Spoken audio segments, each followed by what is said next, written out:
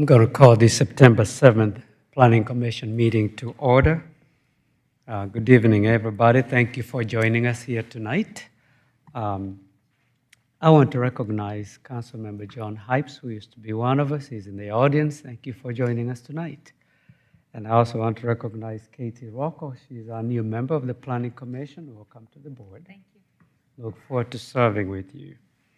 The first order of business is the election of a vice chair for the Planning Commission. Is there a nomination?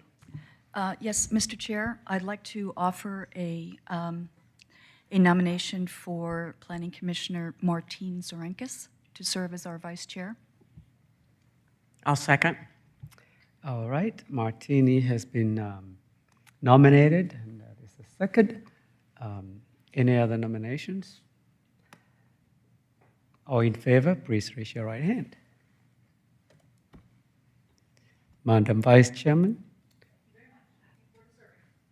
Look forward to it. I've been in this board for now 15 years. I've never had to say Madam Vice Chairman. That's a good change. Yes. Look forward to serving with you. The first order of business is consideration of minutes from the August 3rd meeting. What is the desire of the board? I'll offer a motion to approve the board minutes from August 3rd, 2023. I'll second. A motion has been made and properly seconded. All in favor, please raise your right hand. Motion carries.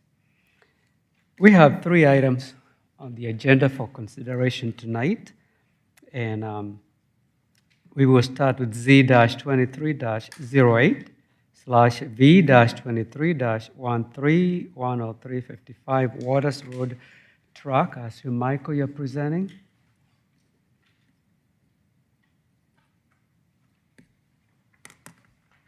And while Michael is getting ready, the items considered here tonight and forwarded to council will be considered by council on, do I have the date? What will be the next, when are they going to be considered, Michael? So the first item that's before you, 10355 Waters Road, will be considered by City Council on September 18th.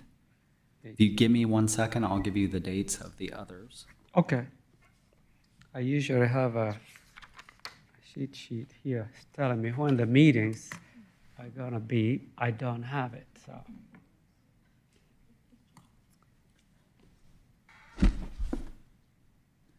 The second item on the agenda will be considered by council on September 18th.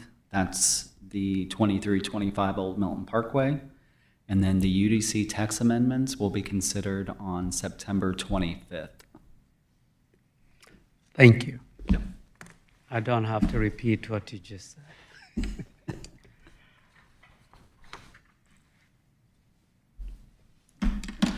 Good evening, Chairman and Commissioners. The first item before you, the applicant is requesting a rezoning and variance in order to subdivide a 1.5 acre property into 2 for-sale single-family detached lots. Rezoning is requested from AG Agriculture to R22, which is dwelling for sale residential. That's a minimum 22,000 square foot lot, so half-acre lots. And then there is a variance request to reduce the front setbacks of those 2 lots. Have the location map on the overhead. The property is located at 10355 Waters Road. It's on the east side of Waters Road, right across from Lauren Hall Court. The proposed density for this development, or these 2 lots, would be 1.33 dwelling units per acre. The applicant initially requested a rezoning of the property to R12, so 12,000 square foot lots minimum. And that plan showed subdividing the property into 3 lots. The applicant, the R12 did not meet the future land use designation of the property, which is very low density residential. So the applicant did update their site plan to show R22 zoning, which does meet that future land use, and subdivision into 2 lots. Property is currently developed with one single-family home, which is proposed to be removed. Surrounding properties, Acuna Court is under construction and located to the northwest of this property. Waters Cove subdivision is located to the east, and Lauren Hall subdivision is located to the southwest across Waters Road. As I mentioned, the applicant does have a variance request. Front setback in the R22 zoning district along Waters Road is 65 feet, and the applicant is asking to reduce the front setback from 65 to 50 feet due to the unusual shape of the property. Applicant also stated that it would allow them to save trees at the rear of the properties.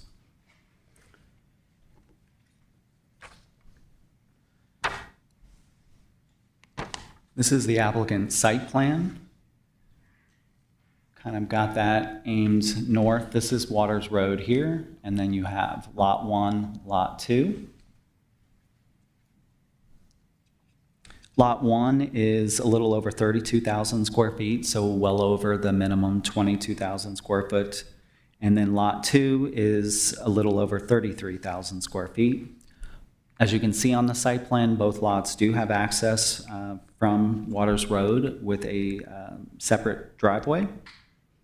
Both of the homes are oriented to Waters Road, so they will be facing Waters Road, and they both have a side-loaded garage. So this is the garage here and here, and so you turn into these properties and you access the garage here. So the garages will not be facing the street. We encourage the applicant to do that. There are very few homes that have direct access right from Waters Road. Most of the homes along Waters Road are within larger subdivisions that have access directly from Waters Road into the subdivision. The applicant is showing the required 10-foot landscape strip along the frontage. Also provides the required sidewalk and planter area along the frontage. Did note that the property is heavily wooded. As you can see, all these markings all over the site plan represent trees on the property. A lot of pines on the tree, but there are some hardwoods. There are only 3 specimen trees identified on the property, one of which the applicant is proposing to save. It's a 34-inch tulip poplar. I believe it is located on Lot 1. But there are several other trees of quality and tree groupings that the applicant is proposing to save. So anywhere where there's no X through the tree number, so this grouping here, it's a large grouping in this corner of the property as well. A lot of the trees that are being removed are in the area of the home footprints, and then along the frontage, they do need to install a 6-foot sidewalk. This developer also is the developer of the adjacent subdivision to the north, Acuna Court. I forgot to mention that. Courts looked at the review criteria for rezoning and variance, believe the zoning proposal is suitable as it relates to the use and development of adjacent and nearby properties. R22 zoning district on these lots would result in lots that are typically larger than most of the other homes along this stretch of Waters Road. The predominant zoning in this area is going to be CUP, however, which is community unit plan. A lot of those properties got the CUP zoning because they were approved in Fulton County and then annexed into the city, and CUP provided the flexibility because there are a variety of minimum lot sizes that Fulton County approved. So that's what you see in that area. But most of the homes in the area are minimum 12 to 18,000 square foot lots. So these lots are going to be much larger than most of the lots in the area. Don't believe that this will have significant impacts to the natural environment. They are showing quite a few tree saves on the property. And we believe that the applicant has made efforts to limit their demand on public facilities and services. Their density is less than the maximum that would be allowed under the future land use, which would be up to 2 units per acre.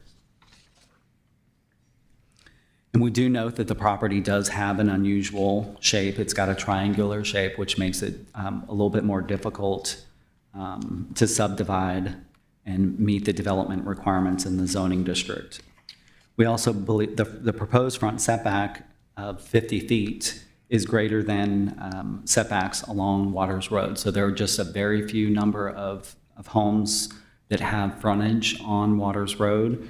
And I did identify in the staff report, I think those setbacks vary from about 20 feet, as little as 20 feet to 35 feet. So the 50 feet would be larger than existing setbacks.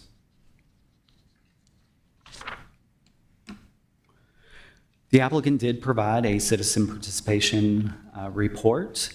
They indicated that they talked to Waters Cove HOA manager, who had reached out, had concern over tree removal. The applicant had agreed to plant a row of Leland cypress along the common property line with Waters Cove.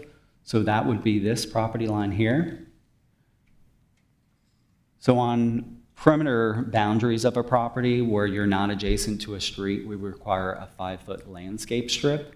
That does not mean a buffer. A buffer is meant to screen. Landscape strip is more for aesthetics. So the applicant, after their conversation with Waters Cove, agreed to plant evergreens along that common boundary.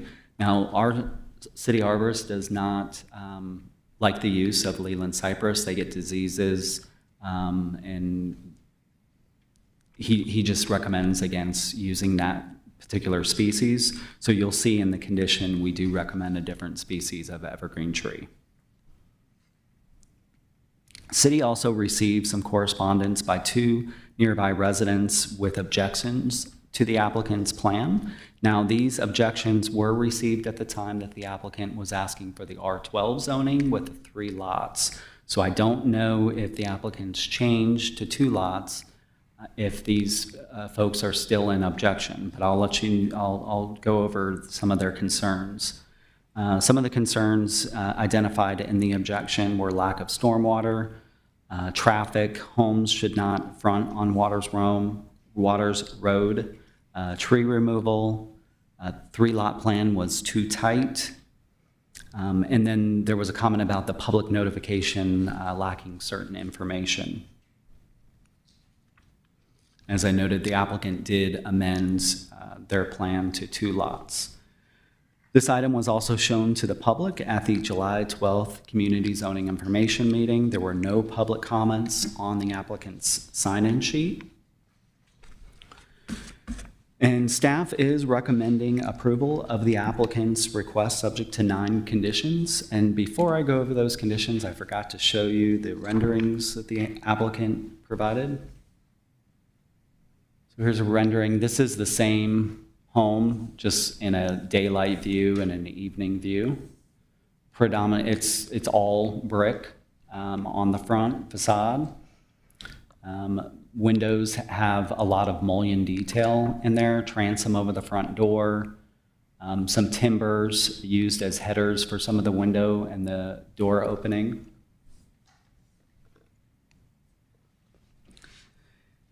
So again, staff is recommending approval subject to 9 conditions. Condition 1 is the site plan specific condition, rezoning to R22 and tying it to the site plan prepared by Harper Engineering Inc. dated 8/28/23.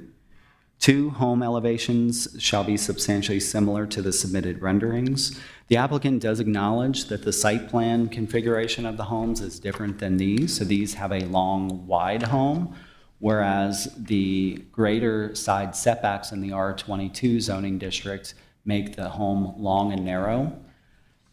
I'll let the applicant respond to any questions regarding that, but it's my understanding that the applicant has committed to this overall design and the materials that are shown in the renderings.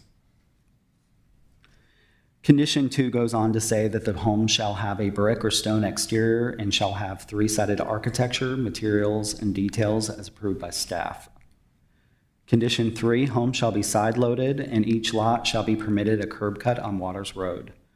4, building setback shall be 50 feet along Waters Road.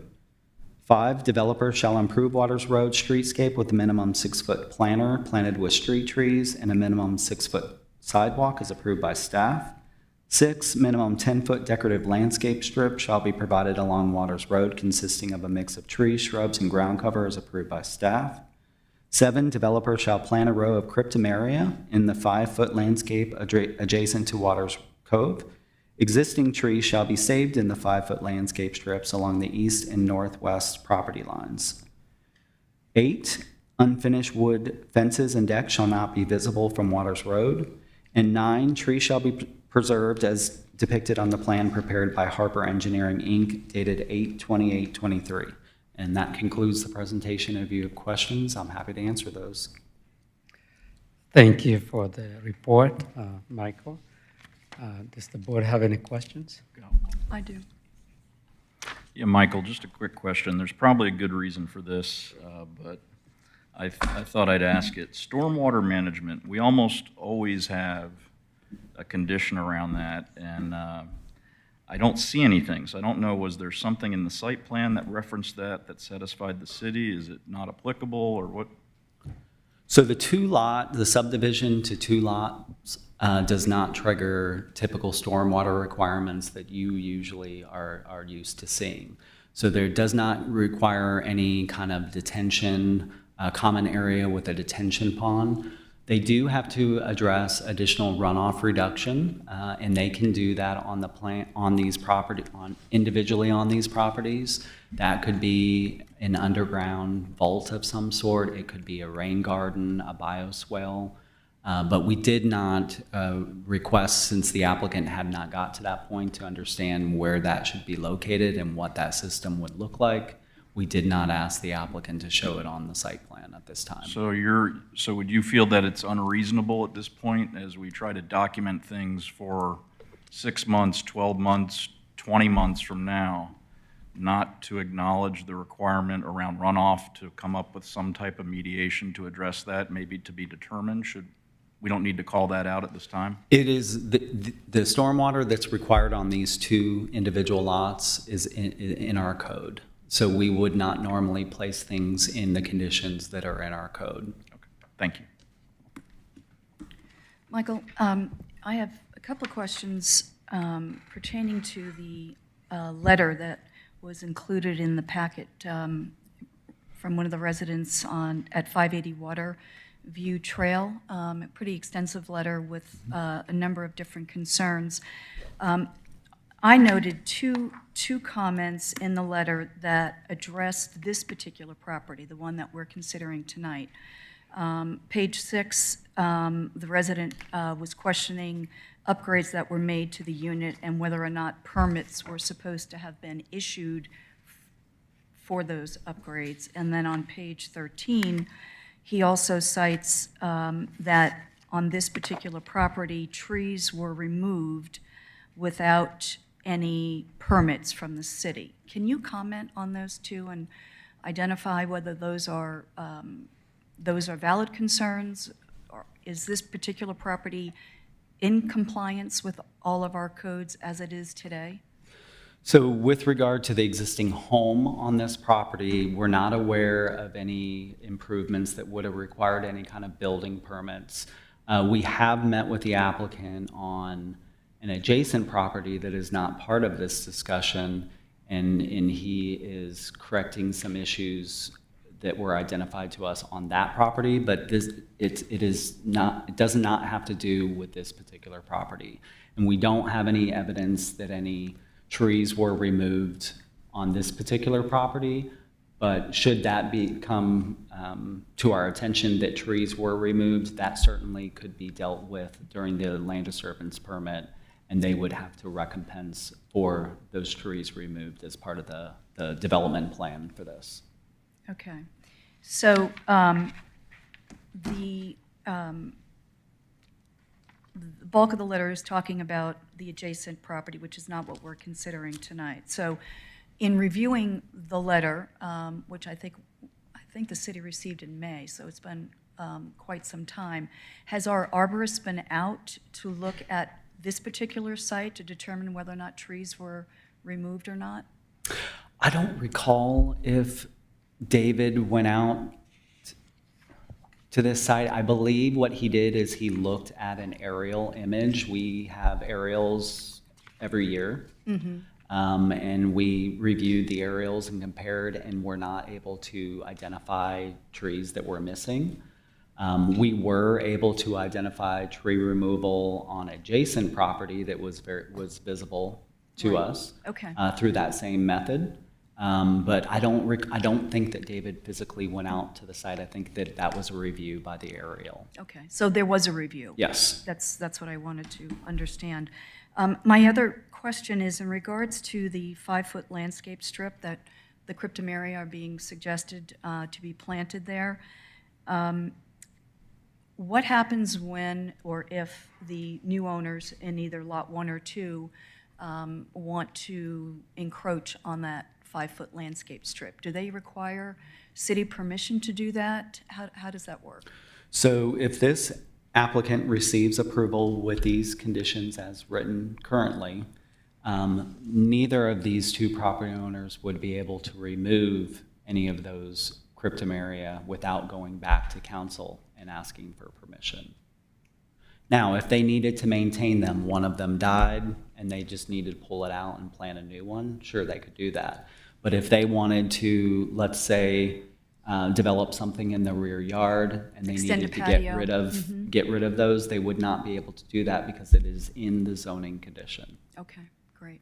One last question. It's in regards to trees. The report from, I think, their arborist, the summary identified that there were a total of 240 trees on the property, but he didn't give us a number as to how many trees are being removed. Do we know what that number is? I mean, there's a ton of X's here, so it's hard to manually count. I was wondering if we Yeah, had I don't know that we have the exact number that's being removed. It looked about half to us. The applicant may have some more details I'll on ask. that. Okay. I'll ask the applicant. All right, thank you.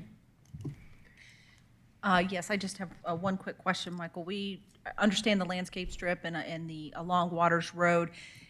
We discussed the property to the north is also being developed, so that is going to continue, the sidewalk is going to continue and is going to be similar look and feel along the streetscape? Yeah, so you'll see they've installed their sidewalk along the frontage of Acuna Court. They'll extend that along the And then, frontage so of that's this going to continue property, down. That's what I yes. just want to make sure that that's all the way down. So the same landscape requirements are all the way through. Yes, all the way down. Michael, in regards to the trees and the runoff, there's a lot of trees that are being removed on the lower half of the property. Maybe that's the upper half, but has the consideration been thought about stormwater runoff down that way toward Waters Road? Certainly, as you seem to be familiar, trees do help with stormwater runoff. They do actually take a lot of that water. It's always a concern. However, I would say in this particular instance, they'll be providing to the city a grading plan. So they won't be able to increase the rate of runoff from the site onto adjacent properties. But that will all be looked at during the land disturbance permit. But I can tell you the city arborist did review the plan. There are a lot of trees on this plan. A lot of them, most of them are smaller pines. So it does look like there's a lot of trees being taken down, but a lot of them are pines and they're of the smaller size. But that will be something, certainly stormwater is going to be looked at here and to make sure that they have sufficient. I have a question. So I'm looking at the site plan, and then I look at the picture, and they just don't seem to be consistent. I mean, when you go up the driveway, put the site plan up here. Like, it seems a little wide or long, and obviously you're not going to want the residents to be backing out of the driveway into Waters Road. So there's got to be some way of this, garage to be able, they're going to have to be able to back out and come forward to Waters Road, because we wouldn't want the residents to be backing out. So I guess it's not consistent with what we're currently seeing. Have you Do you have any comment on that? Yeah, I mean, we don't, with a public hearing request, we do not require building elevations or renderings with the request. We do encourage them when they are in the downtown overlay and the North Point overlay, because we do have architectural requirements in both of those overlays. This property is not located in an overlay. I did ask the applicant early on if they had a photographic inspiration for the type of home that they plan to develop here, or if they had a rendering to go ahead and submit it. I will tell you this rendering worked with their previous plan, even though it was a 3-lot plan. The R12 zoning district only had 10-foot side setbacks, whereas the R22 has 25-foot side setbacks, which really makes this condition where the home goes from being long and wide and then becoming more narrow on this latest plan. And so this plan where they went to the 2-lot plan was a kind of a last minute change. And so the applicant had not updated the renderings. The applicant did note your same concern about that, and due to time constraints, they weren't going to have a revised rendering. And what I stated is that, you know, what we would look for from the applicant is a commitment to this overall style and the materials that they're showing in these renderings. I don't know if the applicant intends to update the renderings prior to City Council. Again, they're not required with the application, but you may want to ask the applicant about that. Okay, thank you. Any further questions? All right, no more questions at this time. We'll ask the applicant to come forward and make a presentation.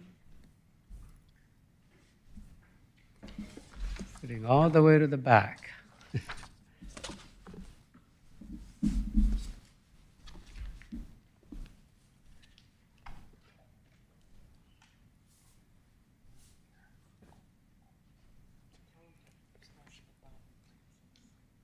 Please state your name and address for the record and make sure the microphone is on.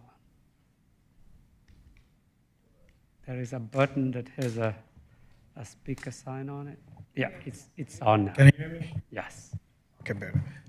My name is John Ejumejo. I'm the developer of Acuna Court next door to my client, Nerik, who owns the property in question that we are talking about today. So I'm more than willing to address some of these concerns that have been raised already. Thank you. Okay. My name is Nerio Zavalunov. I live in 570 Waterview Trail, which is adjacent to the property that we're talking about. All right. Obviously, you don't have any presentation to make. Do you have any concerns with any of the conditions that the staff is making? I would say all of the recommendations and the conditions that have just been made forward by Michael and his team were more than willing to have those adopted and work with those. Okay. Does the board have questions? I'd like to follow up on the question that I had asked Mr. Woodman regarding trees. Your arborist report indicated the total number of trees on the property, but it didn't identify the total number that you were taking out. Can you speak to that? Okay, we're quite aware of that situation, but most of the trees on the property as identified by the arborist are mostly pine trees or smaller size trees. Overall, there are about only 4 specimen trees on the property, which are trees that have to be protected. And out of the 4, we are taking out only 2, and we intend to recompense for those ones as well. Okay. So you don't have a number of total trees, but did I hear you say that there are 4 specimen trees and you're keeping 2? Yes, ma'am. Okay. So I think that's different than what we heard in the presentation from staff, but I'll ask Michael to follow up with that. I know that the tulip poplar was specimen and was being saved, but I was under the impression that was the only specimen being saved.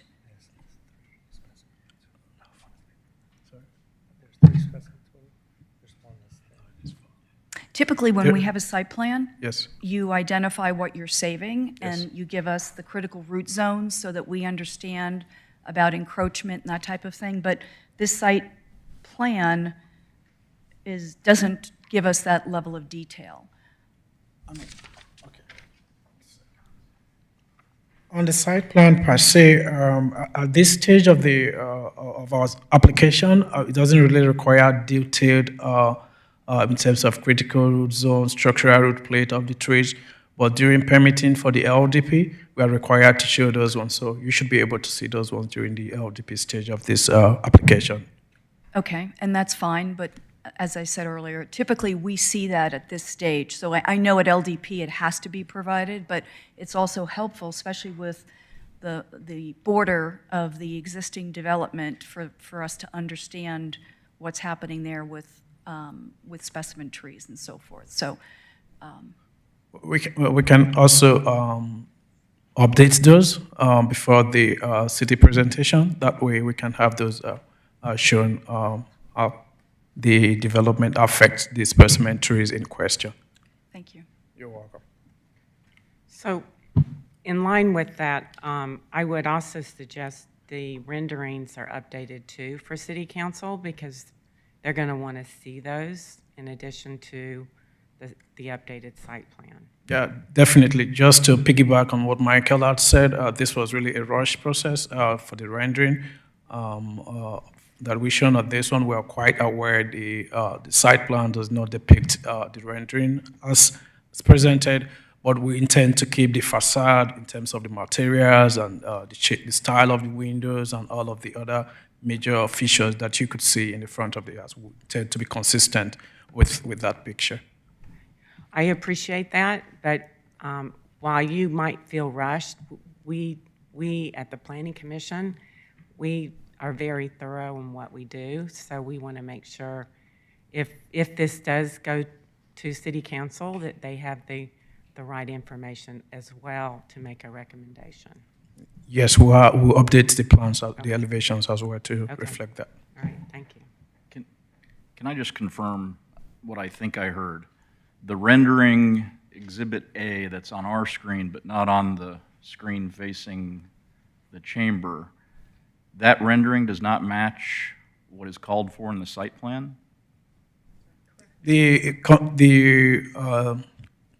What is the language I'm looking for right now? The orientation of the rendering is not the same as the orientation of the site plan. On the site plan, you have narrower lots and they're very long, whereas on the rendering, you see they're quite wide. And like Michael had stated, changing from R12 to R22 kind of restricted our side setbacks from about 10 to about 25, like you said. So that took a chunk of it to give us this narrow narrow-looking buildings. Okay. Thank you.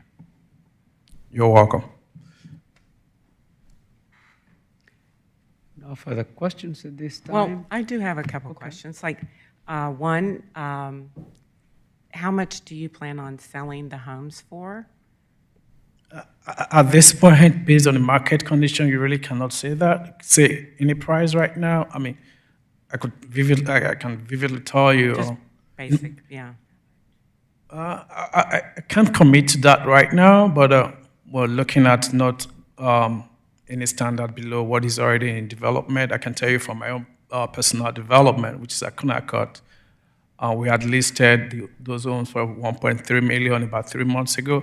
But right now, if you drive by, you notice my sign has gone up to 1.5, and that's about to change. I mean, basically, the values of home are market-driven, not something you set on stone. Are you planning to, have you any thoughts of ever renting these two homes, or are you planning to sell them? My client is going to live on one of them, one of the homes, Uh-huh. and he's going to put the other one for sale. Okay, thank you. And I'm sorry, just one more question about the rendering. So the rendering here with the one-story appears to be a one-story brick house, white brick.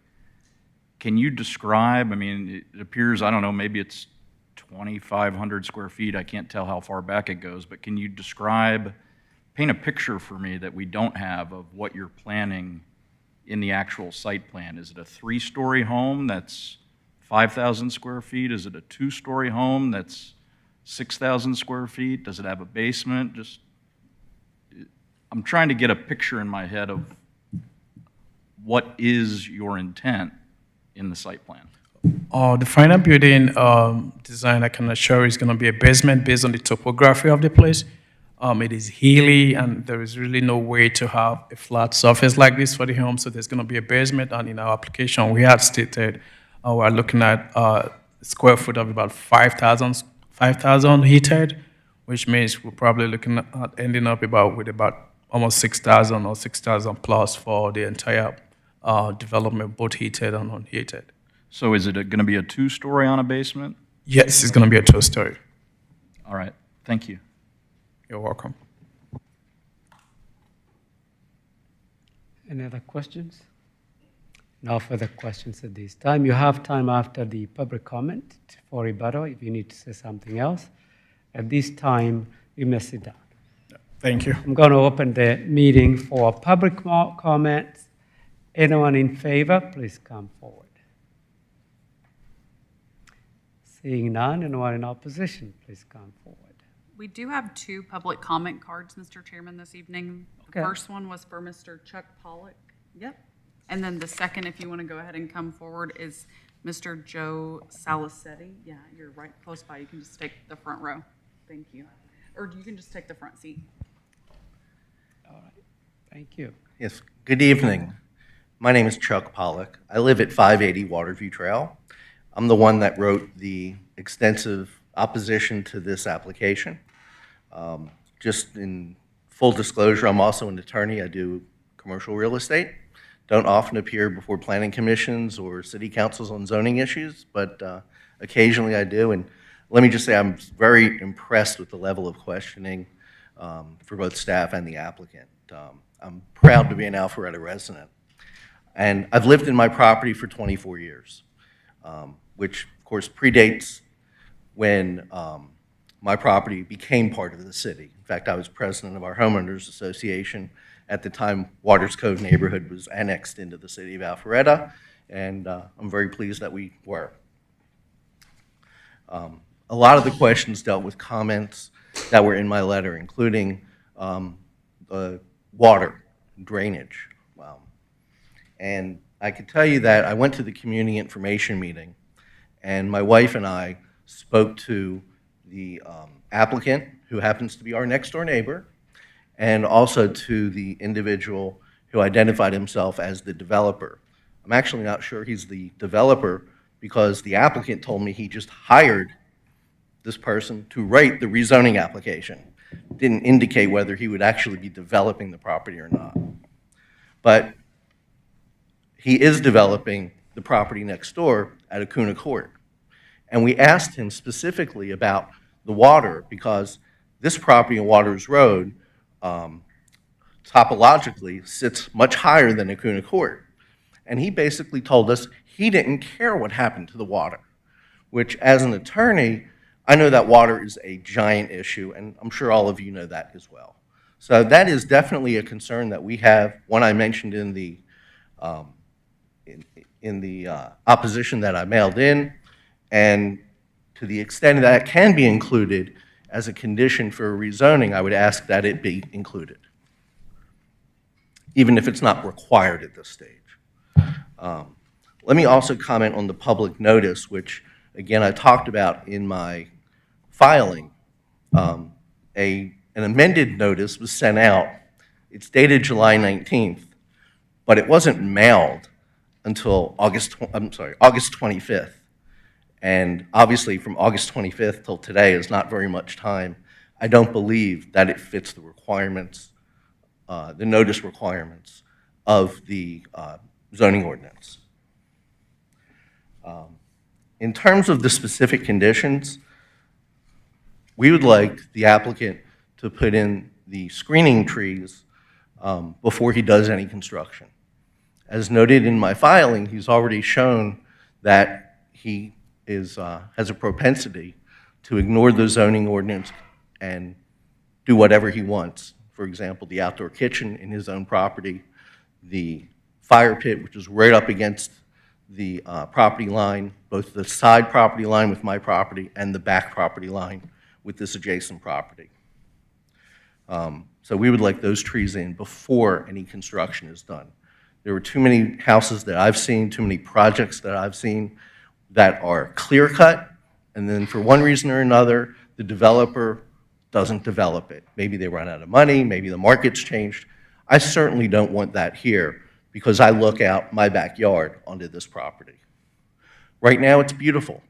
Yes, there's an old house there that's been there since at least the 1960s, and there are a lot of trees on the property. But as I look at the site plan, the only trees in the 30-foot setback that are to be removed are trees directly behind my house. Trees which provide screening for visual, for looking at Waters Road, which is a highly trafficked road, and screening from the afternoon sun as well, which it comes through, but the trees do block a bit of it. So I would like you to require that all of the trees within the 30-foot setback be saved.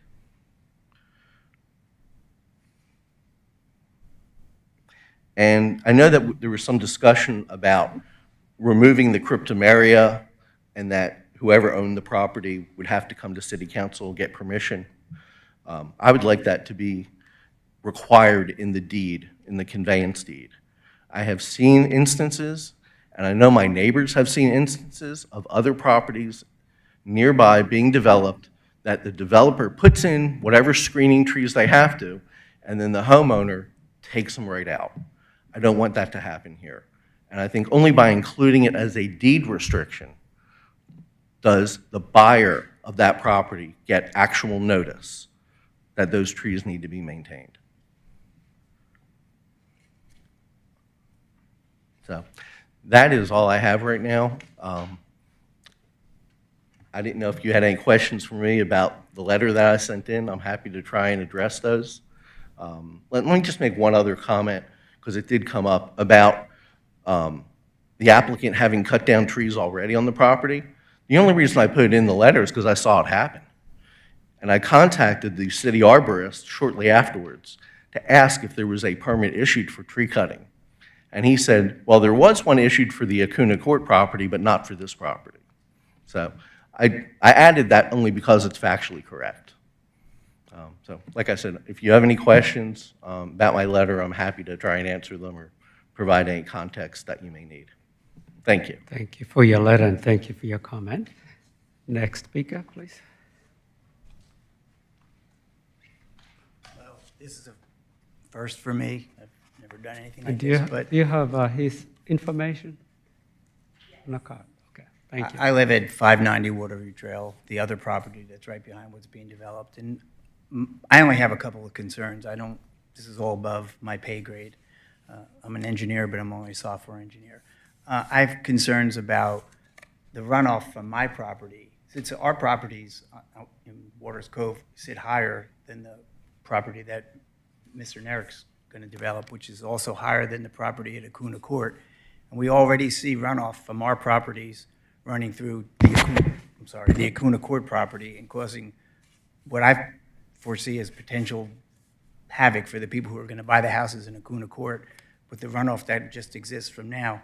And once they take the trees down in the property behind us that Mr. Nerek is going to develop, I see an increase in water. But my concern is, right now, my water runs off onto the property that Mr. Nerek has purchased.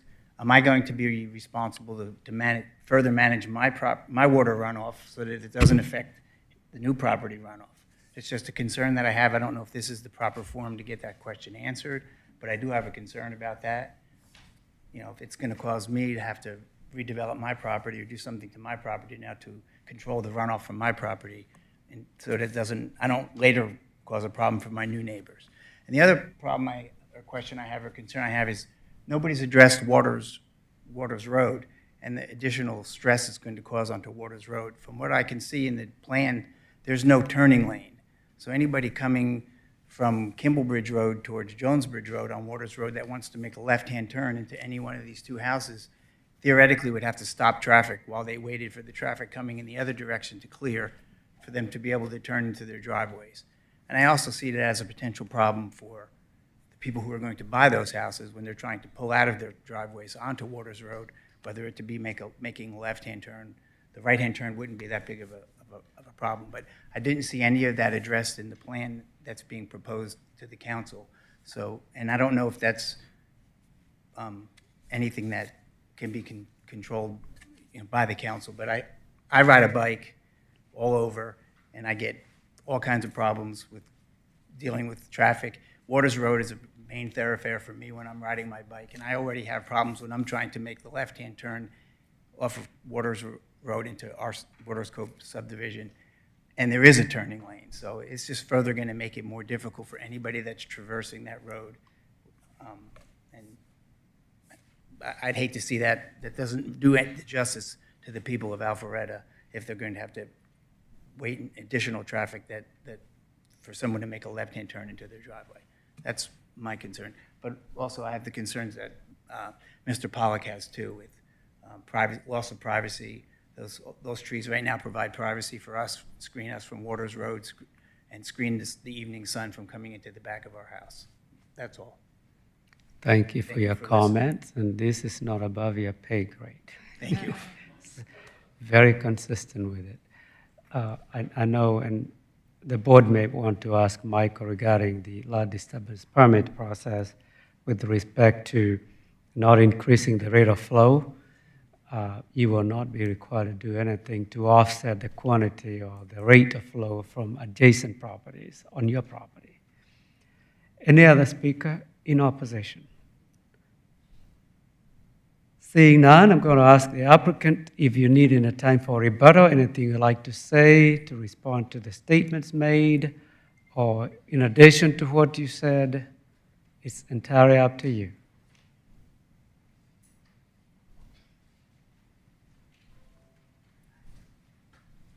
Thank you. So this is in regards to the trees behind Mr. Pollock's house.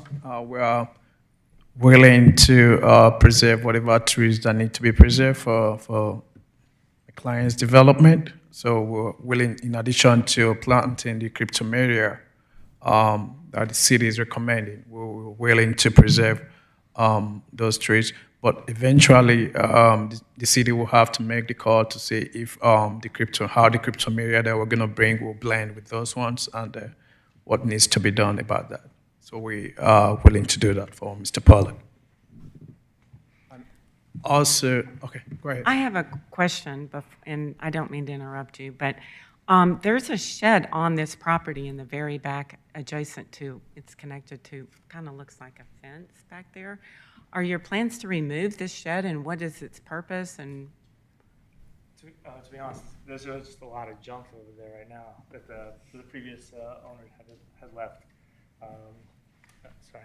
Yeah, there's just a whole bunch of landscaping materials, ladders, and stuff like that. That structure would be taken down. okay, all right. And to answer the question about the trees being removed on the property, I did send to Michael and the other staff that were involved the inspection report when I did buy the property. The inspector did note several dead trees and trees that were touching the power line that's going from the house to Waters Road. And those are the trees that I did remove, and I wasn't aware that I needed a permit to cut those down, but I did include that in the email to them, that there was pine trees that were dead and some trees that were touching the power lines that were concerned.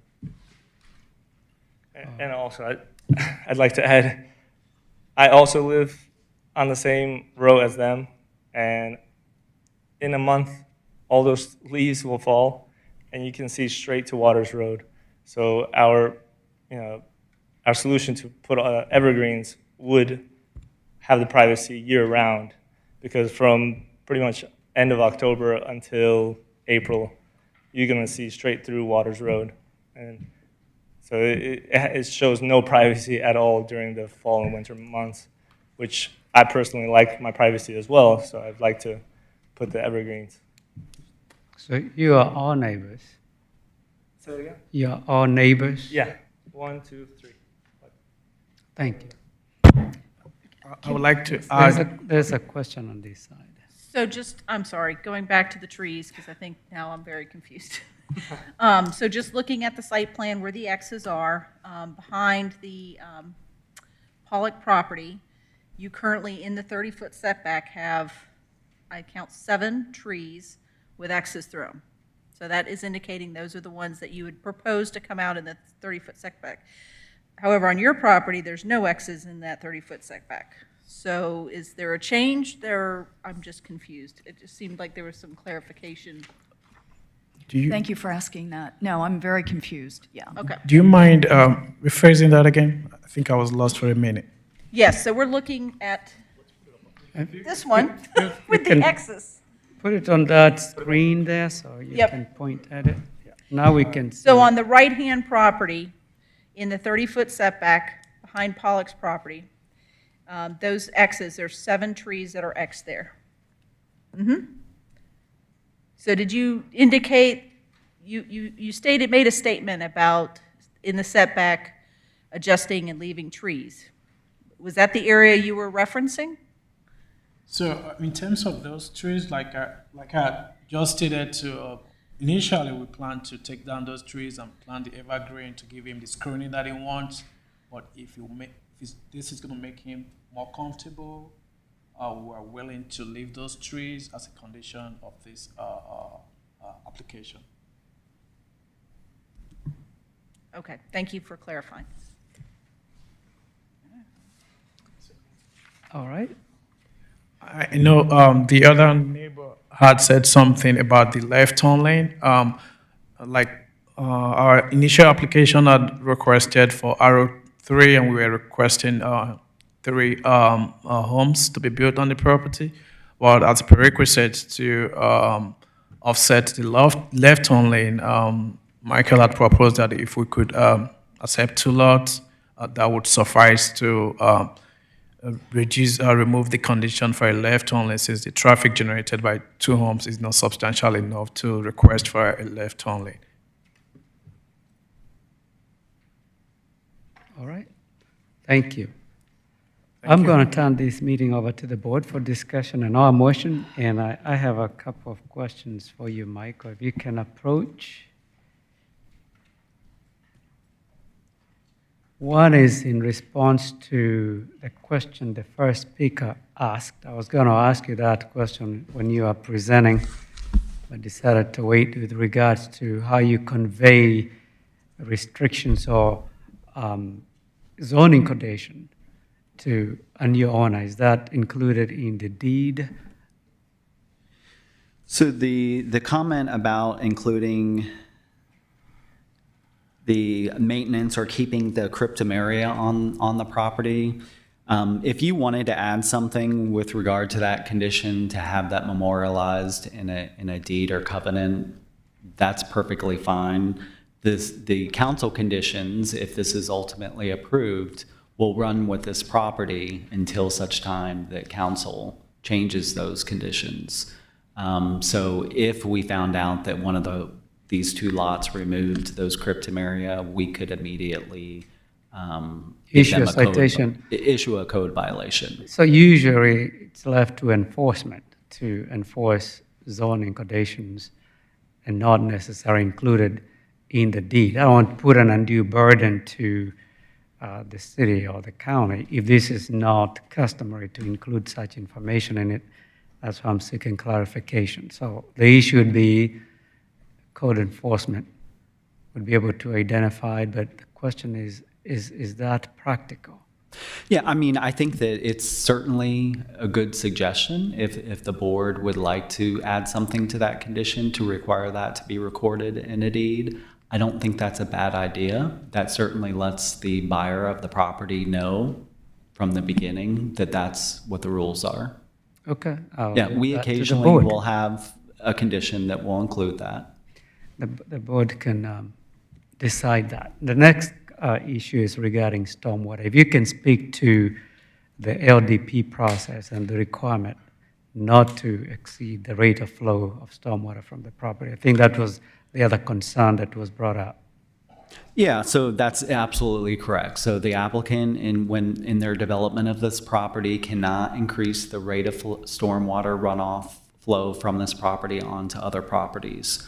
So with respect to the gentleman that spoke and said that stormwater is actually running off his property onto this property, the developer, there's nothing that the developer is going to do on this property that is going to require the adjacent property to do anything on his property. So he's not, just because they get approved and develop this doesn't mean that he's going to have to modify his property in some way because runoff is coming from his property onto this property.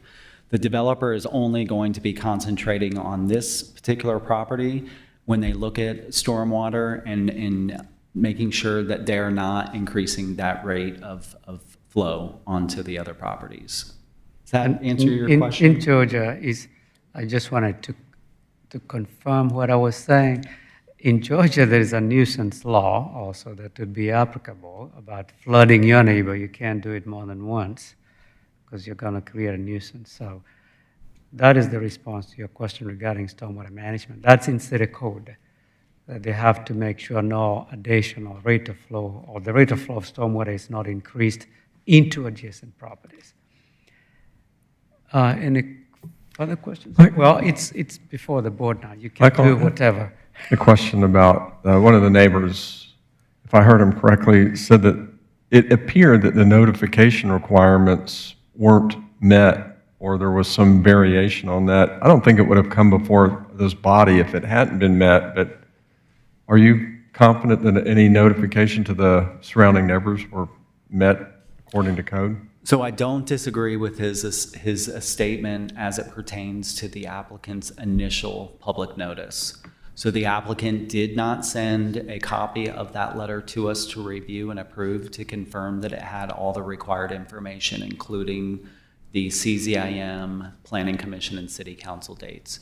As soon as we read that in that letter, we let the applicant know, and they actually had to defer in order to resend out a letter that met our standards. So the applicant, on his second letter that he sent out, he did meet our standards. We reviewed that letter and approved it. Michael, can you put the site plan back up on the screen again? I'm still not clear. I want to make sure I understood the concession to Mr. Pollock in regards to the trees on that site plan that are called for to be removed. And if I understood the applicant correctly, I think he said he was willing to not remove those trees in the 30-foot, that are denoted in the 30-foot rear setback. And so can you point out, so everybody can see what we're talking about here, what trees are there? And do we need to be concerned about, I mean, some of these may not be able to be kept because of the critical root zone. So this appears to be Mr. Pollock's lot here. And then this is the 30-foot rear setback line. So I assume we're talking about, there's a tree here. 2, 3, 4, 5, and 6. It appears that there are 6 trees here. You bring up a good point. So based on, I don't know the size of any of those 6 trees. Right. And I don't know what their structural root plate looks like, as well as their critical root zone. Mm-hmm. So if, and you can see how close the home footprint gets to this. Right. And the area or limits of disturbance will be out from that home footprint to allow for construction activities around that home footprint. So there, it could be that in some of these trees, maybe even all of them, could have their structural root plate impacted, which if you impact their structural root plate, the tree has to come down. That's what keeps it standing. And then the larger circle around the tree, the critical root zone, we typically limit impacts to the critical root zone to no more than 20%. So without having that information, I don't know that it would be wise for the applicant to make that commitment until they have that information. Okay. I think you can add a condition requiring as many trees to be saved. That's practically possible during construction. Are these pine trees, do you know? There are a lot of pine trees on this property. I don't know if these 6 are pine trees or not. I would have to go, I do have their tree report, and I could probably try to track them down, but I don't know that offhand. I think the best thing that the applicant could do is to study this further and see what the structural root plate and critical root zone of these trees look like. If they're able to save them for Mr. Pollock, great. But I think they should probably look at that first before making that commitment. Okay. So, Michael, I'm going to push a little bit on renderings, okay? And as always, we just play the role of regular old citizens up here, right? We're not elected officials. We are not expected to be experts, and we're not employed by the city to do this. So, on renderings, and I want to say this to the public too. So if you look at the site plan here on the screen, it's on my screen, but it's not on the screen facing the audience. You know, in layman's terms, layperson's terms, that's essentially stick figures, right? From this picture on the site plan, you can't tell how many stories these houses are. You can't tell what materials they're built out of. You can't tell the size and the scale. There's a lot that doesn't show. Now, if I put up Exhibit A, which is a rendering, this helps answer all those questions. And I've been in commission meetings. By my rough math, this is my 20th meeting, and I've been through 50 to 80 hearings. I don't ever remember, I might be wrong, I don't ever remember not having a rendering for a development project. I just don't remember it. And I've been in these meetings and council meetings where renderings come up, and I remember one not too long ago where Councilman Mitchell could tell from the rendering that the architecture didn't fit our city code, and he pushed back on it, and the developer had to go back and rework that. So a couple of my fellow board members used the word confused. Should I be concerned about this? Because I trust your opinion, or, you know, and it ties into condition 2. I mean, condition 2 says substantially similar to the rendering labeled Exhibit A, but where I'm from, this is a picture of an orange, and we may be building an apple. It's not. We might need to, I would agree with that, so I'm just wondering if we should talk about this after we let Michael. Well, we're in board discussion now, so We are? Yeah. Okay. So I agree with you. So, but help me, Michael, because I respect your opinion, and nobody does this stuff better than Michael Woodman. So tell me, should I have those concerns, or should I not? And I'll respect that.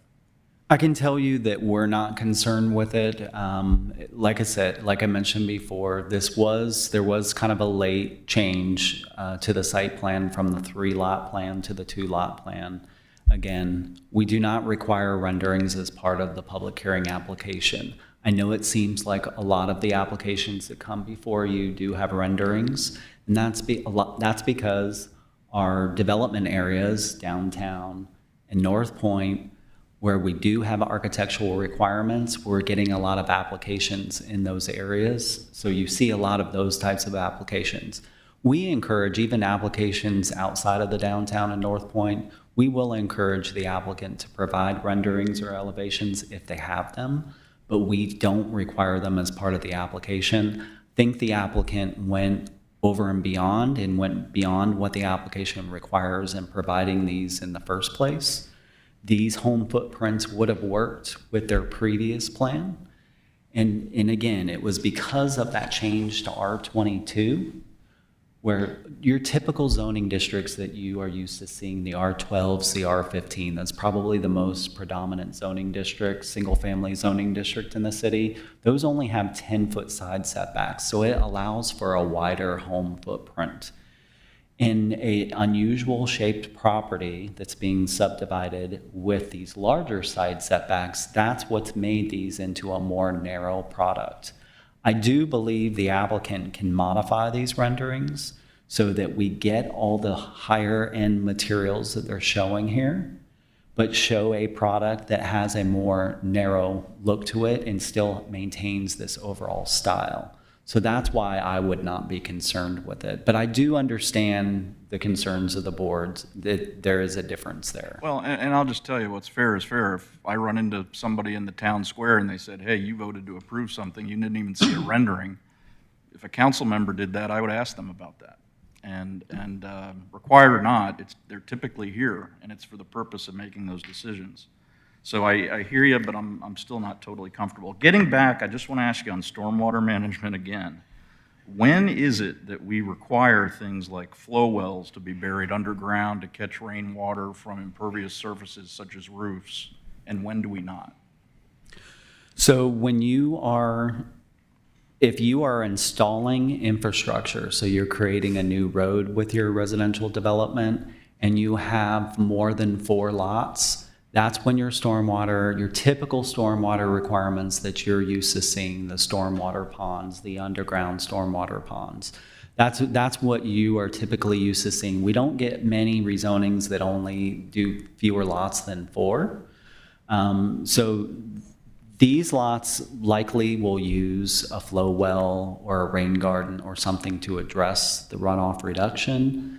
But that's not known yet, and the applicant hasn't gotten to the point of LDP yet, and so they've not created a grading plan and stormwater plan, or done their hydrology. So we did not force them to put something on the plan that may not be what they eventually do. Okay. All right, thank you, Michael.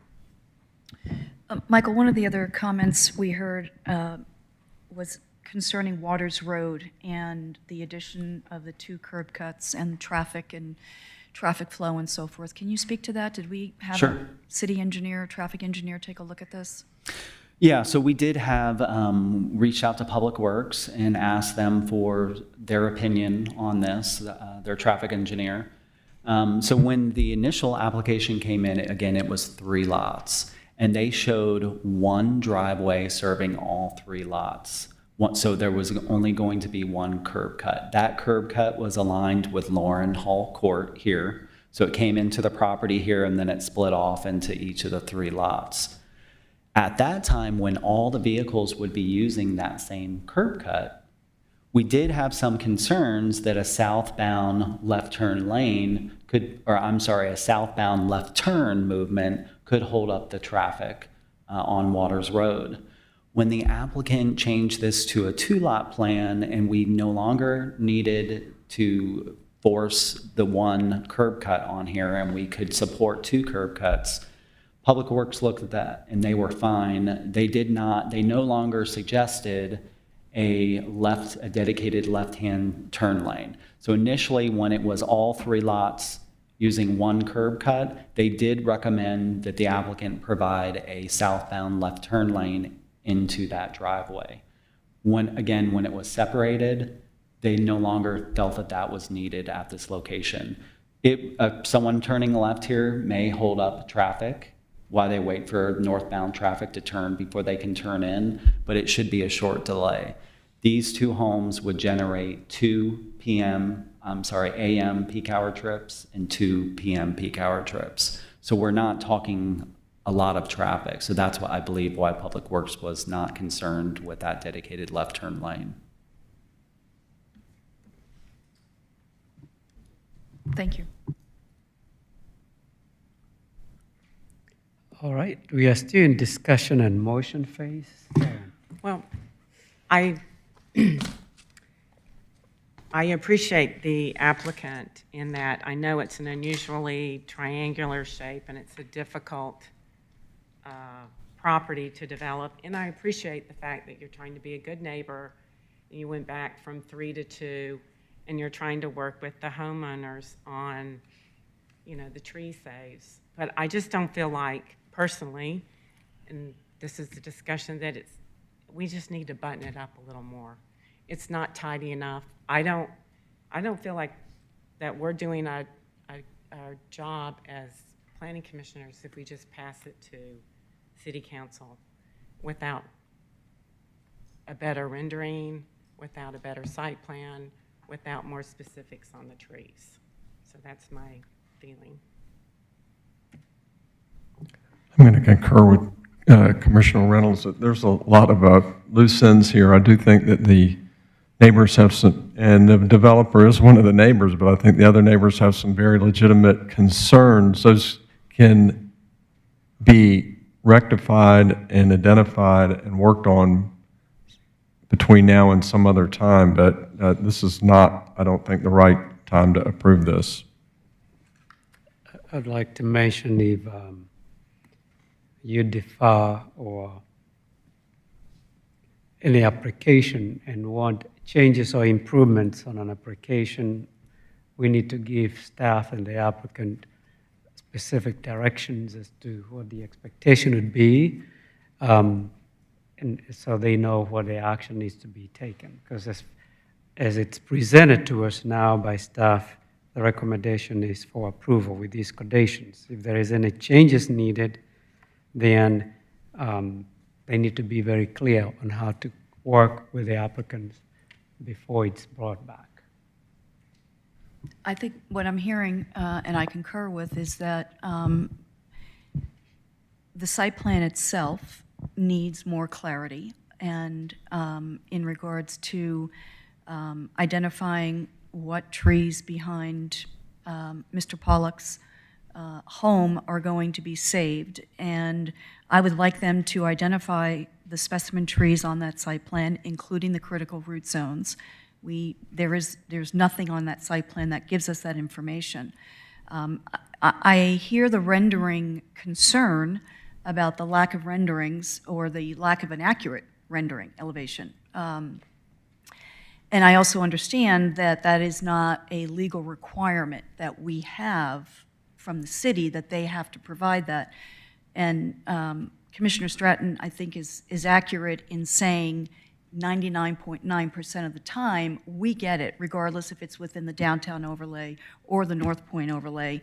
It is seen, I think, as a behavior good developers do. They provide that, especially when it's infill and there's existing developments all around it. I mean, neighbors want to understand what's coming out of the ground. So as much as it's not a legal requirement, I think given the amount of neighborhood feedback that has been on this particular site, this particular application, it would behoove the applicant to provide a rendering that is, will be able to be built on this particular site. Currently, the renderings that we're seeing, we know can't be built. So it does seem like it's contradictory to have a condition that says it needs to be similar to the elevations, and we know those elevations can't be built. So I would concur with that as well. I think that's specific enough, and the board can request anything that's reasonable to be fully satisfied before making a vote. So if the desire of the board is to defer, to make sure that those actions can be taken before the meeting to which we defer this application. And I wanted to just make one comment for the applicant. You know, I don't take this lightly, and I don't take not voting in approval of a hearing item lightly. And in all honesty, I came into this meeting tonight, I read the couple 100-page packet and studied it and came in with questions. I came in tonight in support of this, but for the reasons mentioned by my fellow commissioners, and it just feels kind of rushed a little bit, and I don't feel like, especially without the renderings, like I'm doing my job, whether it's required or not. I mean, it might not be legally required, but I also don't have to vote in approval if I can't see a rendering, and I think that's important to my decision-making process. So I wanted to share that rationale with you before my vote. Thank you. All right. Does anybody have a motion? I make a motion to defer. Do I need to put the item number?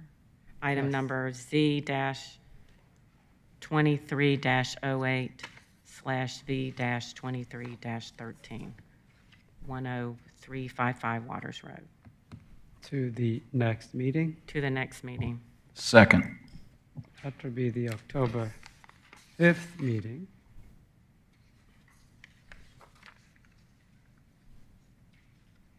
And there's a second?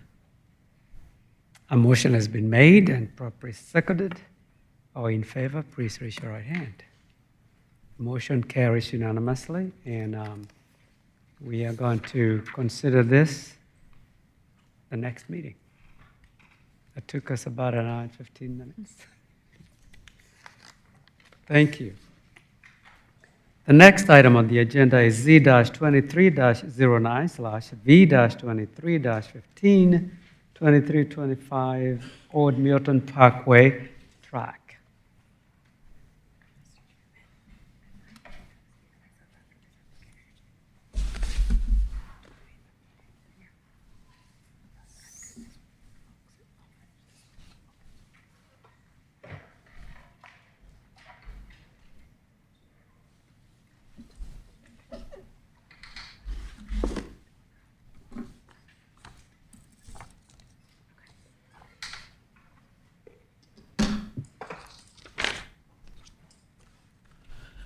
Thank you, Chairman and Commissioners. The next item before you is a request by the Providence Group requesting a rezoning and variance to allow for the construction of 24 for-sale townhomes on 4.88 acres in the downtown.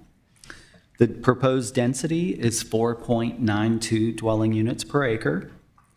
Applicant is requesting a rezoning of the property from R12 to DTLW, Downtown Live Work.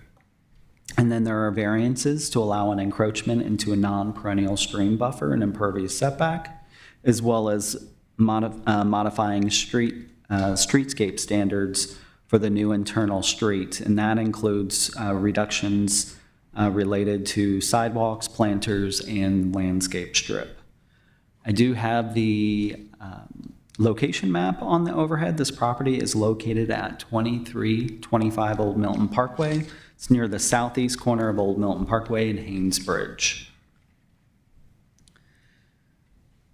You may recall this property because it did come before you, or at least a portion of this property came before you previously.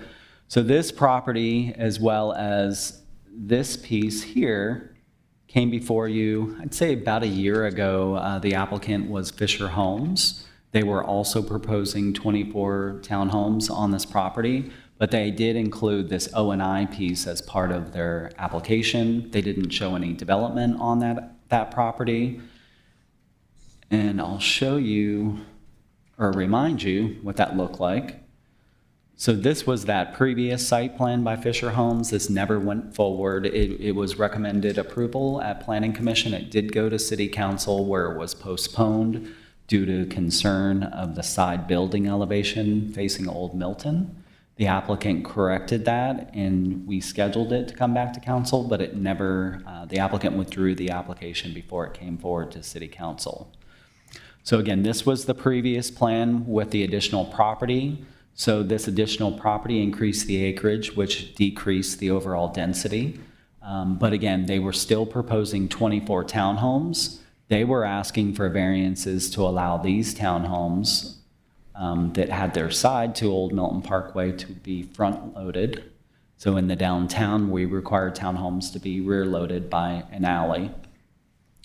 So this is the Providence Group's take on this property. And so you can see that O&I piece has been removed, so the acreage has been reduced. But all the townhomes are rear-loaded on this plan. So they have the new internal street with the alleys serving each of the townhomes. And then all the townhomes along Old Milton Parkway have their fronts oriented to Old Milton Parkway. So that's the primary difference on this development.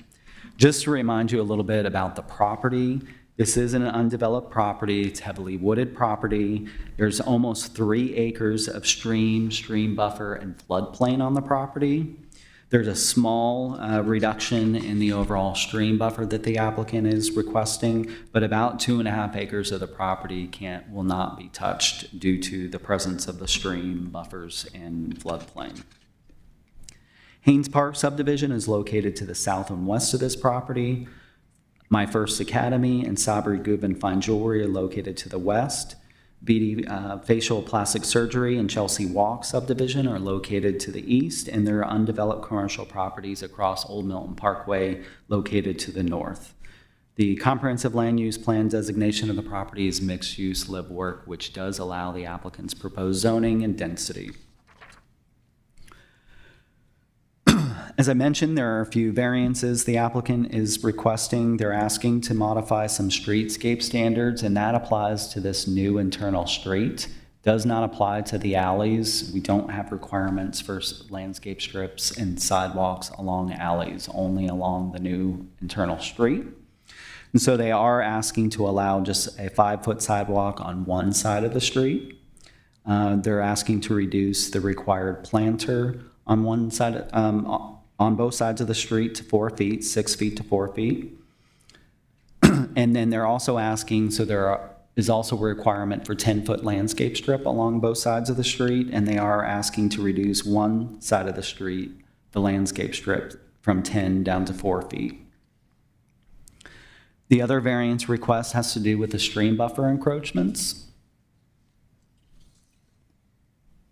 And I think this is the applicant's buffer mitigation plan, or part 1 page of it. And this kind of shows you where they're asking for the stream buffer to be reduced. So this is a non-perennial stream, so the overall stream buffers are a total of 75 feet on either side of the stream. This is not a perennial stream that has water in it at all times during the year. So the outer 75-foot impervious setback, where they're showing the red areas is where they're asking for relief to encroach into that portion of the buffer. This is, again, this is the outer 75-foot impervious setback. You can grade in that area, but you cannot build structures. So they're asking for a variance. As you can see, some of the townhomes overlap that area here. And then in the blue area, that represents the outer 50-foot buffer, the city's buffer. And you can see that there are some impacts within the buffer as well. So the applicant is asking for a variance to reduce the overall buffer, and that represents, it's about 14,000 square feet, or about 1/3 of an acre of encroachment into that buffer.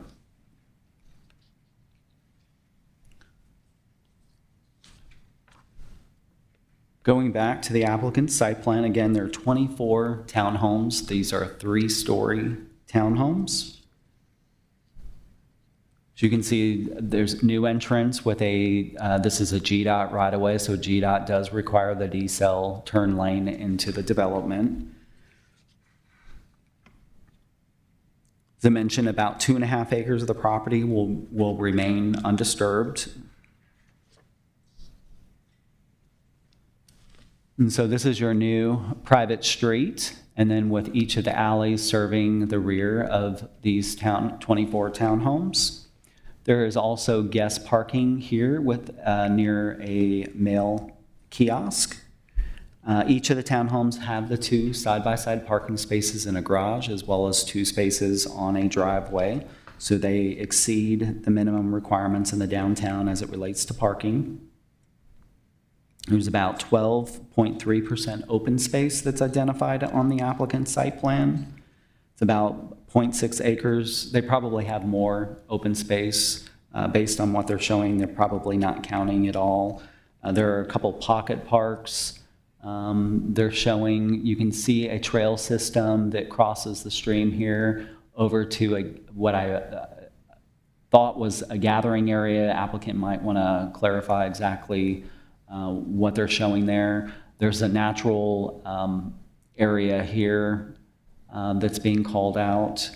And then there is a stormwater and bioretention area in this corner of the property.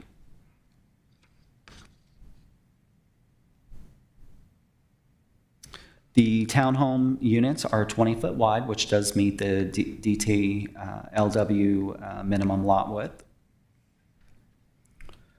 The applicant is showing a 15-foot setback and landscape strip along Old Milton Parkway. We do have encouraged with other developments along Old Milton Parkway in the downtown a 20-foot setback and landscape strip. The applicant is asking to change that it's recommended in our conditions that it be 20 foot, and they are asking for a change to 15 feet. I will say that all the developments have provided 20 feet except for Chelsea Walk. So Chelsea Walk abuts this property on the south end of the property. There are a couple properties here that separate this property from Chelsea Walk. But Chelsea Walk was approved, one of the older approvals earlier on after the downtown master plan and code was approved. They did get a 15-foot landscape strip and building setback. All other developments had the 20-foot.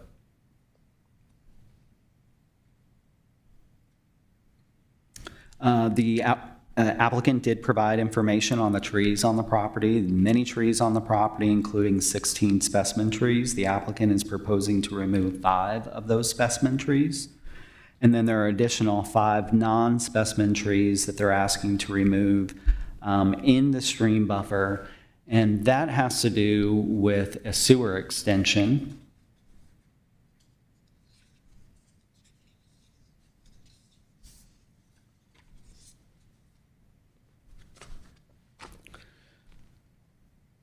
So there are these 5 blue dots here. There's a group of 3 here and these 2.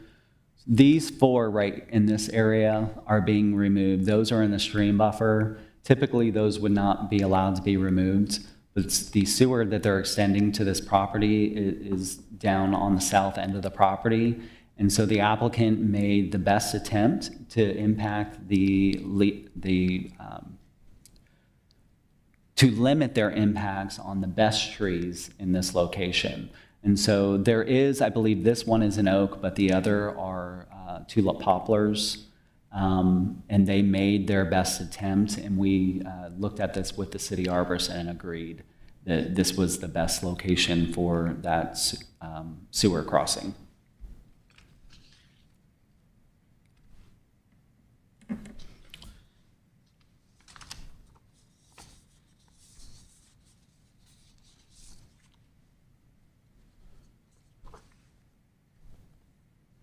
This proposal is in the downtown, so we did ask the applicant to provide some renderings. And so these are the renderings that the applicant submitted. They show 2-story over basement as well as 3-story on slab townhomes. They're shown in the Greek Revival style. They primarily are brick with metal roof accents. Applicants indicated the units will range from 1,600 to a little over 2,100 square feet, and will all be 3-bedroom. We did show the renderings to the city's downtown consultant, and he did generally believe that they generally complied with the design requirements in the downtown. There's one photo. So this would be the 2-story over basement, and that's your 3-story on slab.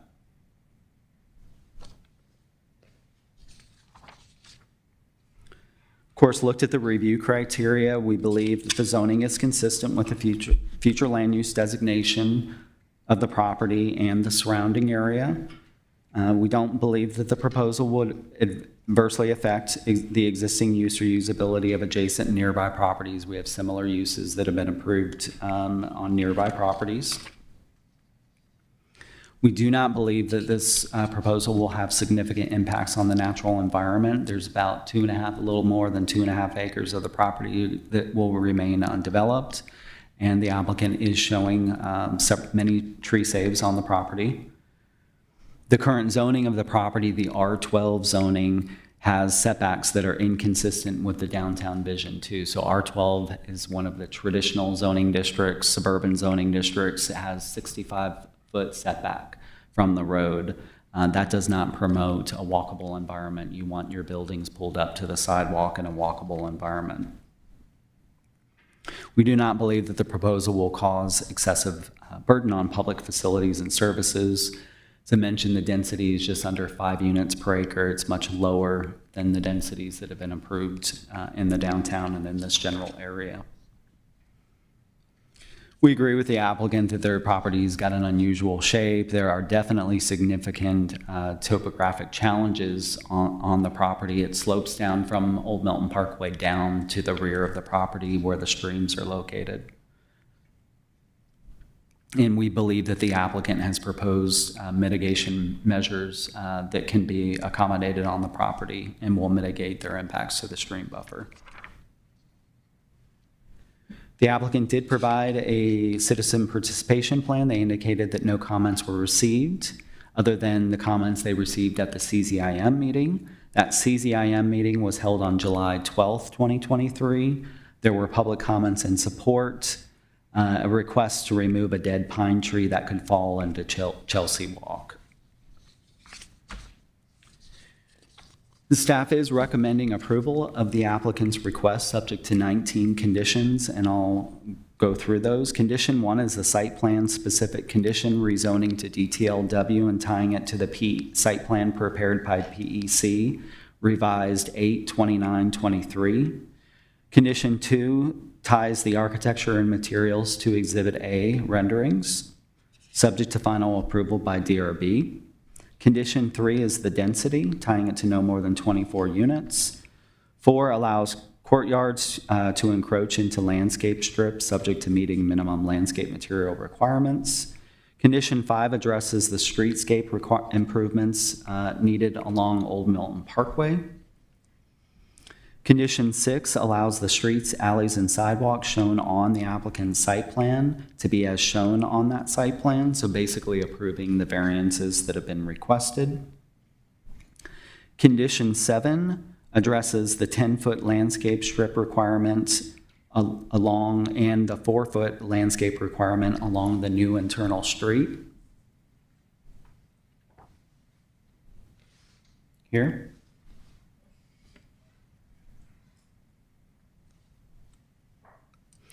And then that condition also provides an opportunity in case Fulton County requires an unencumbered water line easement. We've run into that recently, and allows trees to be replaced with shrubs if that is the case. Condition 8 requires a 20-foot, minimum 20-foot landscape strip and building setback along Old Milton Parkway. 9, 20-foot planted buffer shall be provided along the eastern property line as depicted on the site plan prepared by PEC. So the applicant offered that as part of their application. That's why it came in. We do not require in the downtown, we do not require the residential property to provide the buffer on their property. Would be the commercial property that would provide the buffer. But the applicant has committed to a 20-foot planted buffer along that eastern property line. They're also committing to a double row of evergreen and hardwood trees and shrubs to be planted along the western property line adjacent to My First Academy, so here. Condition 10 addresses the project entrance requiring a decorative paver apron, landscaping, decorative low wall, or fence with columns as approved by staff. And with those improvements maintained by the HOA. Condition 11 ties the open space to the open space identified on the applicant's site plan. 12, creeping vines shall be planted to cover retaining and low walls as approved by staff. 13, developer shall save trees as depicted on the tree plan prepared by 360 Studio, revised 8/29/23. 14, fences and walls visible from the public right-of-way shall be decorative as approved by staff. Unfinished wood fences and decks shall not be visible from the street. 15, HVAC and similar equipment shall not be visible or shall be screened from the public right-of-way. 16, garbage pickup shall be from within the development. 17, no more than 10% of the residential units shall be rented. 18, to mitigate the stream buffer impacts, developer shall comply with a combination of the following measures as approved by staff. A is the 50% additional runoff reduction or water quality volume above the standard city requirement. B, provide buffer enhancement on an agreed upon area equal to at least 2 times the area of encroachment impact. Enhancements may include removing fallen trees inside the stream bed that are impeding flow, plant eroded eroded or sparsely vegetated areas of stream banks with live stakes, add enhanced buffer plantings where sparsely vegetated, and remove invasive vines. C, obtain any necessary state and federal approvals for the stream and buffer impacts. And D, or alternative mitigation measures as approved by staff. And then the final condition is a condition that was that the applicant identified to us. They did have a conversation with residents in Chelsea Walk, and they agreed to plant a single row of evergreens in the 5-foot landscape strip abutting Chelsea Walk subdivision. So that would be in this area here. The applicant also agreed, and it is memorialized on the applicant's tree save plan, to save this off-site oak that is between this property and Chelsea Walk, the townhome building in Chelsea Walk. The oak is actually on Chelsea Walk's property. The applicant had previously shown that tree to be removed, but they are showing that as a save now on this tree save plan. And that concludes the presentation. If you have questions, I'm happy to answer those. Thank you. I turned on my mic. There was a color version of these, of the site plan showing the encroachment into the 75-foot buffer. Can you put that up again? You just want to mention something minor on the small site plan to the top right, seems like showing the odd piece as part of the site location, but that's a minor point. Yeah, I didn't. I'm not catching it. Yeah. I'll repeat it. The small site location map to the right under the aerial, you keep the one you had on. Yep, I see it. You see it? Okay. Yeah, PEC was the engineering firm for the previous applicant on this, so I suspect that it was a holdover. Yeah. You're talking where they included the O&I piece? That's why I say it was a minor point, and it was probably a cut and paste. So, the encroachment into the 75% buffer, is that purely economic? As you know it, is it economic that it will not be economically viable if you did not encroach with those 1, 2, 3 townhomes? I mean, I suspect that if this property, the developer would not be able to develop this property without that buffer variance, because without that, they would lose at least 5 units from this property. But I think that might be a question that might be better answered by the applicant. I think there are a lot of impacts to this property. There's this non-perennial stream. There's also a perennial stream that's off-site to the south, as well as a significant amount of floodplain that's on the property. So I do think that they've done everything with this plan, the latest applicant, to limit the number of variances that they're asking for and meet the downtown code as best they can. But I do think that it's very difficult to develop this property without having some kind of impact to that stream buffer. So the answer is yes.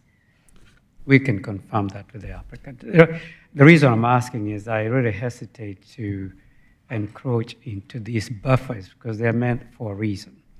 Sure. Protection of water quality, that's really the main thing. And even buffer mitigation measures are not going to be in perpetuity when you have permanent structures.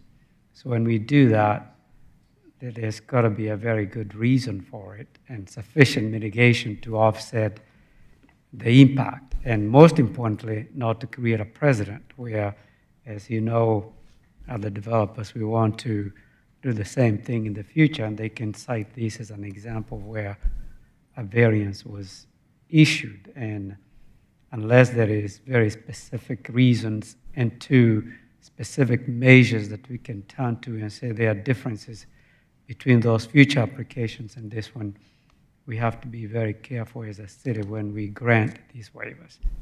That's just a comment I want to make for the board and to the city. Any other questions to Michael? Or for Michael? I do. On the change from the minimum landscape strip from 20 feet to 15 feet, what is the impact?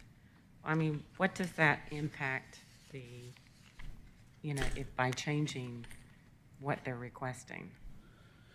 So there would be additional impacts if the condition remains as 20-foot setback and landscape strip.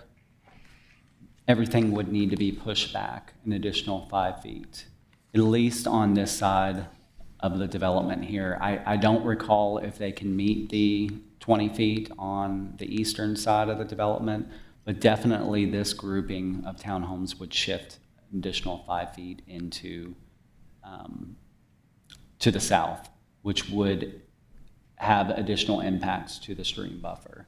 They would be minimal. There's not like a huge impact of shifting it 5 feet, but there would be some additional impacts. Okay. I have a question, Michael, about that condition 8 as well.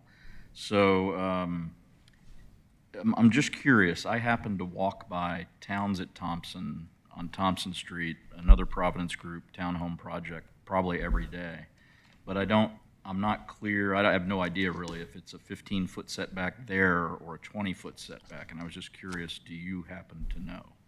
I don't happen to know, but the applicant is the developer of that site, so I bet that they will. Okay. I will tell you that in the DTLW zoning, which Towns on Thompson has the same zoning as the zoning that this applicant is requiring, the minimum setback is 10 feet. So that is all, 10 feet is what we ask for in DTLW. What we have found with the rezonings to DTLW on Old Milton Parkway, which is a higher capacity road, you've got higher speeds there, we felt that the 20 feet with that 20-foot landscape strip was more appropriate for these properties. Okay, thank you. Michael, I'm sorry, I might have missed it. You guys are recommending the 20-foot. Did you have a comment on the 15 that was proposed by the applicant? We are recommending 20-foot landscape strip and setback. The applicant is asking for that to be changed to 15. We would prefer that that remains at 20. I don't necessarily have a big pushback against the 15, only because with the 15-foot setback and landscape strip, it does not increase the impact to the stream buffer. So there is a positive with the 15. And doesn't that align with the community next door in their 15-foot?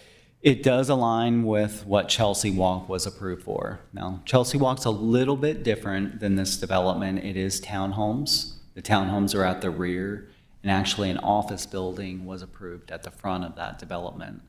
So it does conform, the 15 that they're asking for does conform with what was approved at Chelsea Walk. Thank you.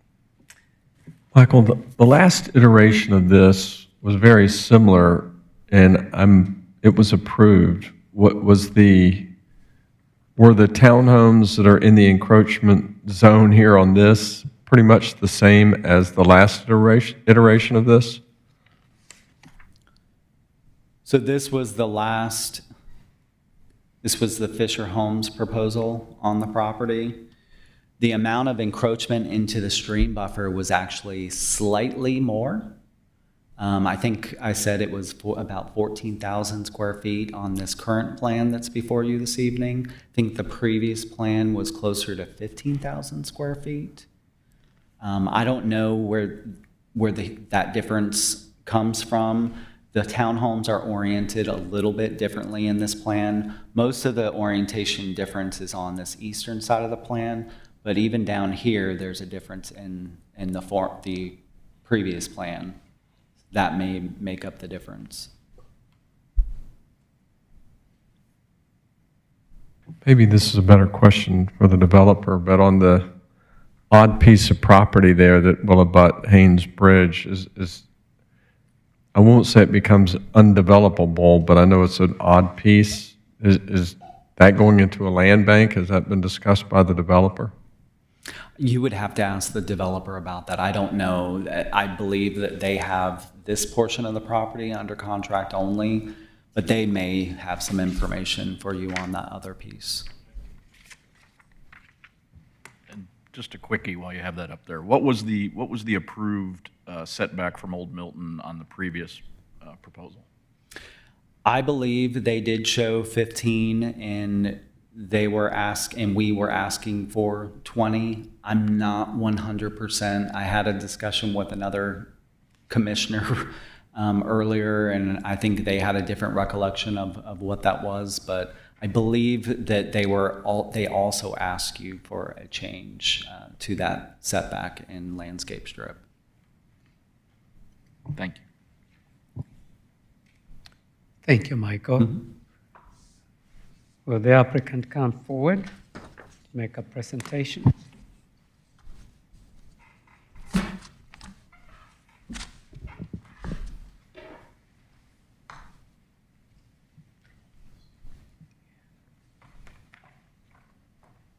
You brought the whole team. We've seen you before. If you can just indulge us for a minute to get hooked up. Although I think in the future we might use that, it might be quicker.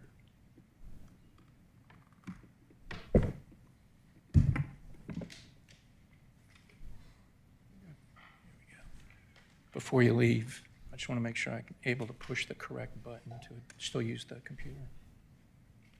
Yeah, okay, good. We don't have it on our screens yet. Now we do. All right. Thank you. So my name is Kirk Feldstuhl, and I'm here on behalf of the applicant. You may better know me as Kathy Zickert, who I practice with, but she's not here tonight. We are here on behalf of Providence. So we've got Clint Walters here. We've got Michael Smith, and we've got a representative from the engineer, because we want to make sure we're able to answer all of your questions. I want to kind of cover a couple of topics, but it seems like it's the big topic is this condition 8. So we want to make sure we're taking the time to properly address it. Before we move on, though, because it will come up, just to make sure we've got the correct orientation. If you look towards the rear of the property and to the right or the east, that is where we abut with Chelsea Walk. And that, in part, relates to some of the conditions, but also there, as Michael said, there were some discussions with some of the neighbors there, and we want to make sure we're respectful of their requests, and so that'll relate to that piece of property. And I'm going to come back to the condition 8 in a moment.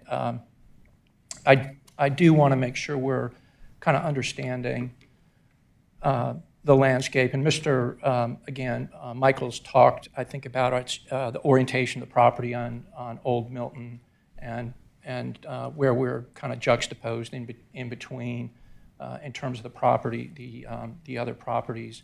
He's also talked some about the difficulties on the property to the rear of this 4.88 acres. 2.88 acres are going to be comprised of streams, both perennial and intermittent. We're in stream buffered areas, and there's a considerable amount of floodplain. And as it relates to the condition 8 that we will come to, there are actually state buffered waters on the property, and so part of the reason for this condition 8 is to make darn sure that we're doing what we can to stay out of the state buffered waters, and we'll show you a little bit of that in terms of the orientation in a minute.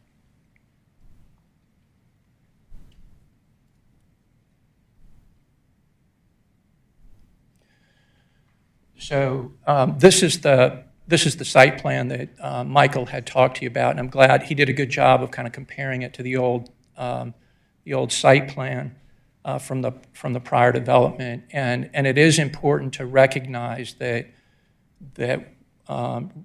really to respect the ordinance provisions and the preferences of the city, and it just looks better, is that now there's an entirely front-facing, everything's front-facing towards Old Milton Parkway. All of the entrances are accessed through through an alley, and that was not the case before, which has created the need for additional alley space. And both the reorientation and now the use of the alleyways has moved the property back some from what the original orientation was. And so I want to make sure that we're kind of understanding the rationale. I also want to, as long as we're on this site plan, and before we move on off of it, we're going to, a little bit in a minute, we're going to talk about the interests of the adjacent community. And you can see to the right, and Michael had pointed it out, that is the tree that we will be talking about. See, it is right here. And that will show up in the conditions. And so I want to make sure we're talking about that.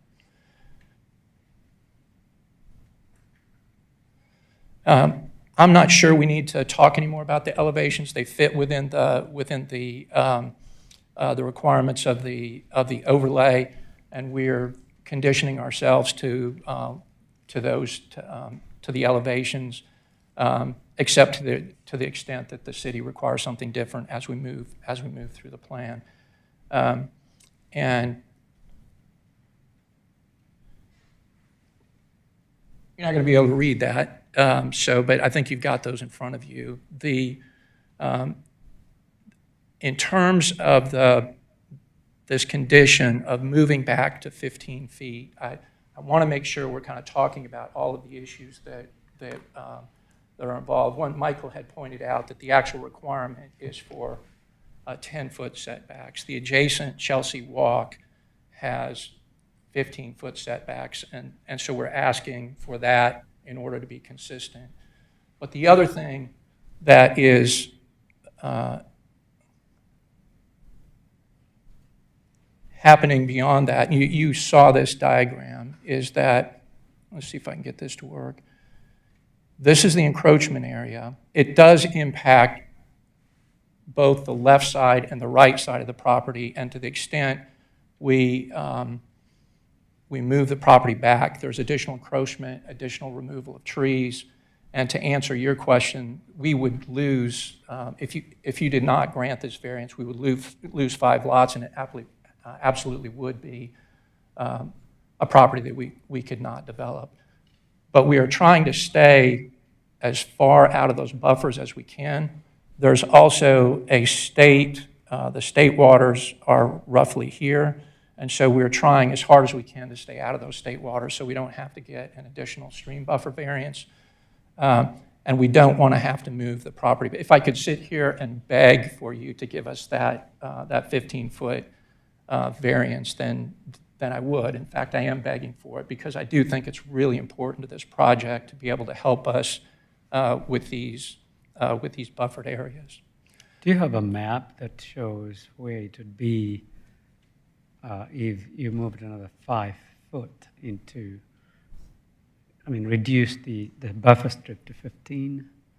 So just visually, so we can see to what extent you're impacting the... So if you generally move, what we calculated is in terms of the stream buffer itself, the state stream buffer, the protected stream buffer, if there's about a 6-foot differential between where we are right now. If we had to move the property back 5 feet, we'd be 1 foot from the stream buffer, which is very hard at this stage in the engineering plan to be able to make sure that we're staying out of that stream buffer, and any sort of grading would be really hard for us to guarantee. We also know that the city does not prefer us to come and get a bunch of conditions on the property, start engineering the plan, and then come back to you for modifications. So we're trying to sort of balance the site as best we can so that we don't have to come back for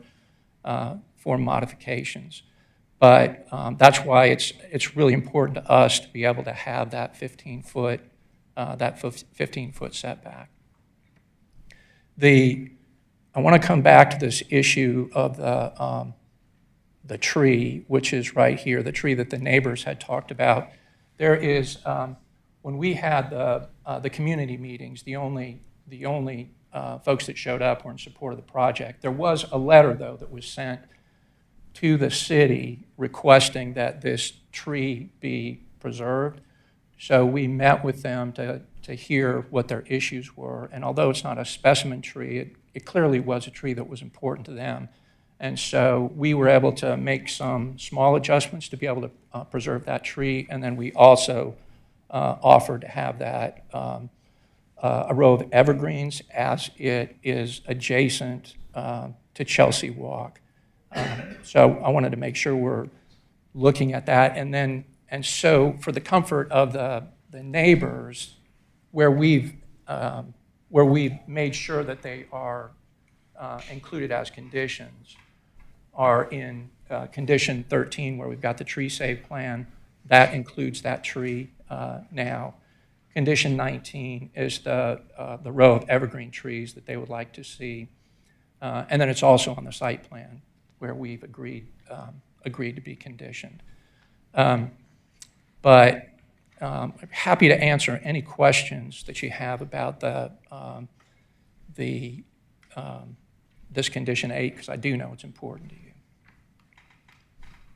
Yeah, I've got one. So can you tell me that question I posed to Michael, the towns at Thompson project for the townhomes that have been built that face Thompson? Michael said the minimum requirement was 10 feet in DTLW. What is the actual? What is the setback there? It's a linear park. And once again, I'm kind of trying to get a comparison. I've walked by that every single day. It's 30 feet. 30 feet. Yeah. Yeah. Wow. Go ahead. It's important. I'm Mike Smith, 11340 Lakefield Drive. I think it's also important when you talk about Thompson. There was an existing streetscape with the part of the downtown district there that was that 30-foot, it was actually a 30-foot linear park, not just a setback. So that was something that was mirroring the other side of the street with the previous development along down Thompson Street. So they're kind of considerably different situations, but I just want to make sure everybody was clear since you're comparing the two projects. Well, and to be fair, if you were to back that out, that is complementing and mirroring what's on the other side of the street, how much of the setback is left? You know what I mean? If it's 30 with it, what is it without it? If you don't even count that. You know, it's, and Kathy, you recall, I mean, it's, yeah, I'm not sure, I'm still not sure I'm exactly sure what you're asking. It's only 10 feet. And that was some of our issue, is that 10 feet, you really can't get large canopy trees. If you look at some of the developments, like on DeVore Road, which is a great development, the Maxwell, but the trees are already touching just within a couple of years. If you're going to have canopy trees, you have to have 20 feet. You can have other trees, but they're going to be a much smaller canopy, which is not something we really want to promote. Now, we bend and we work with people on interior with townhomes of what you build in between townhomes, but it's really important for the streetscape, and that's what we're trying to do, is make sure that we don't have canopies touching townhomes within 5 years. And so, Kathy, just to be clear, you're saying you need at least 10 feet to support the canopy tree? 20 feet. At least 20 feet? 20 feet. That's what's recommended by our arborist, and if you look at Midwick, beautiful development, it has a 10-foot setback, but there wasn't the opportunity to plant large trees. But what they did have the opportunity to do is plant those larger trees out on the street in between on-street parking. So you don't have that here, where you can put those bulb outs and put your street trees in those bulb outs. So to us on Old Milton Parkway, you're not going to have that. You're also not, it's a GDOT right-of-way, so you're going to have to put smaller, they're not going to let you plant big trees within their right-of-way. So having that 20-foot landscape strip and enough room so that those canopy trees can grow was something important to us. Well, and especially in an area, right, you hear at every other council meeting, that's the entrance to our city, right? The Old Milton. Okay, thank you. I would like to point out one other thought on this particular zoning condition, where I think Kirk tried to demonstrate, you know, the issues with the site conditions with creeks and floodplain and so forth on the site. But The other big key difference in the plan you previously approved was on the eastern side of the project, you had the side of those buildings facing State Bridge. You know, one of the things we pride ourselves on, what we do is architecturally what the product looks like, what the community looks like. We have everything facing across that frontage, which also makes it a little more difficult to hit that, especially on that east side. It's uniform across the front, which adds to that complexity of that 5 feet. In our opinion, first of all, we are in keeping with what's next door on the project we previously did, right next door on State Bridge Road. And that 5 feet, in our mind, is a great trade-off to have all that product facing State Bridge Road in terms of what it looks like for the city. And everybody coming in, as you just stated, you know, the entranceway to the city, so. I think we lost the screens.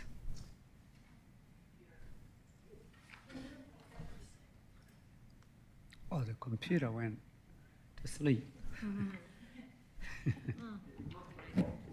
Real quick while he's doing that. I've heard the comparison to Chelsea Walk, and the zoning approval might be for 15 feet, but isn't the closest building to Old Milton at Chelsea Walk about 150 feet from the street? And if so, how relevant is that? Right, I mean, Chelsea, there was supposed to be something in the front of Chelsea Walk that never got developed. So, I mean, if you already had a row of townhomes there that were 15 feet off the road, I get it, but you have a big open field, right? Right, so that, you know, to answer your question, that project, how we laid that thing out was, it was a mixed use, so we've got an office building on the frontage, and that office building is with that 15-foot setback, just like we will have with our townhome units. Now, obviously, if that project was developed differently and we could have had units up front, it's a whole different situation on that particular piece. But at some point here, you will see that office building built, and it won't, you know, it'll be sitting 15 feet back. That's fair. Thank you. Any questions for the applicant? All right, no questions at this time. Going to open the meeting up for public comment. All in favor, please come forward. Seeing none, anyone in opposition? We do have one public comment card. Okay. Mr. Chairman, Ed Botts.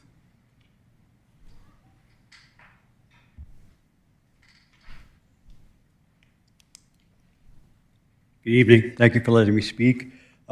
We live in that property on Chelsea Walk, and we did show up at the community meeting, and we did put a comment that we were for the project, and we know it's a hard development to put anything in there. Of course, we're next to it. We want to save as many trees as you do. But then after the project came to the commission and we went online, we noticed that they were conveniently going to come on my property and take one of my trees, which offers a big buffer to us on that side. So Mr. Waters agreed to meet with us after we spoke to Mr. Woodman, and that's where that one condition is. This whole stormwater thing, I know you talked about it on Waters Road, and it does concern us there because of the streams. The medical building, that parking lot drains right into that area.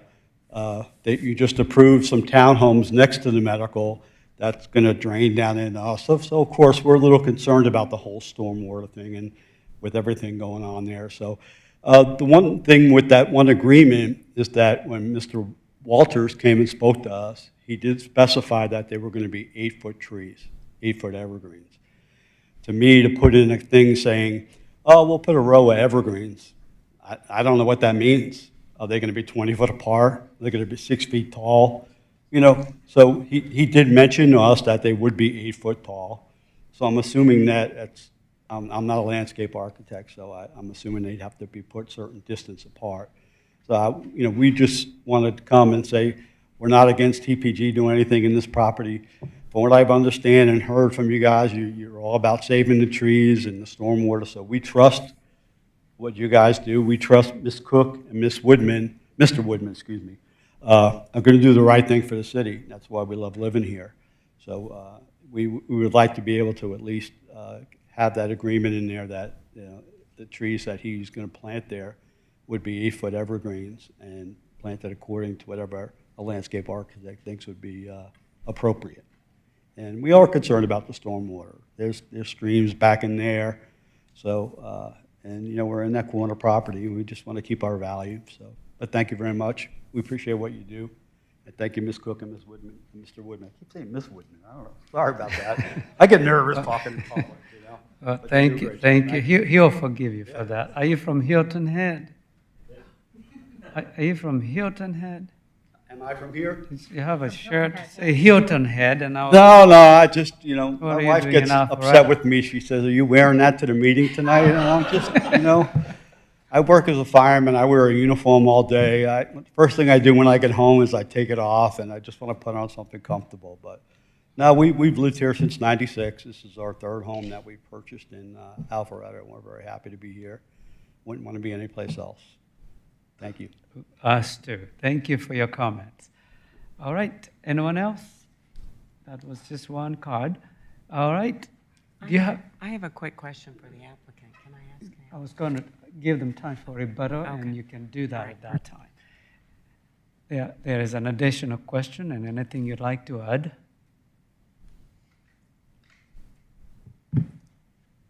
I was going to ask about the Wooded Pocket Park retreat that's on the site plan. Like, there's a little 5-foot little trail that's going to some little designation. Like, what is that, and can you tell me about it?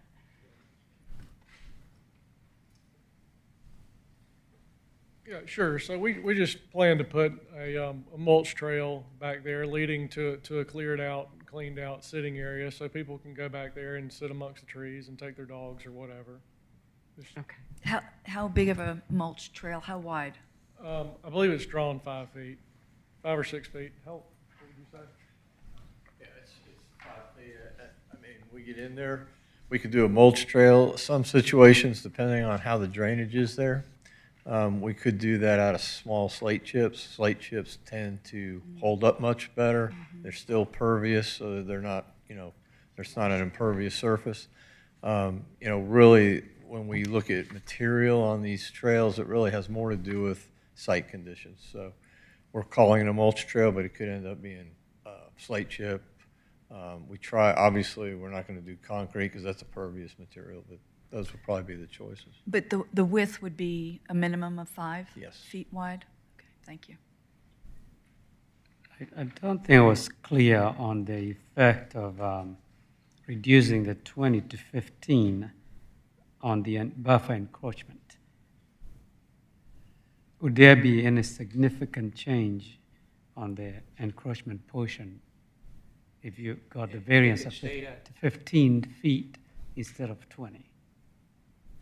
Yeah, I mean, it is, the difficulty that we've got is that because of the reorientation of the property and because we've had to add the alleyways, everything, the property is effectively extended back.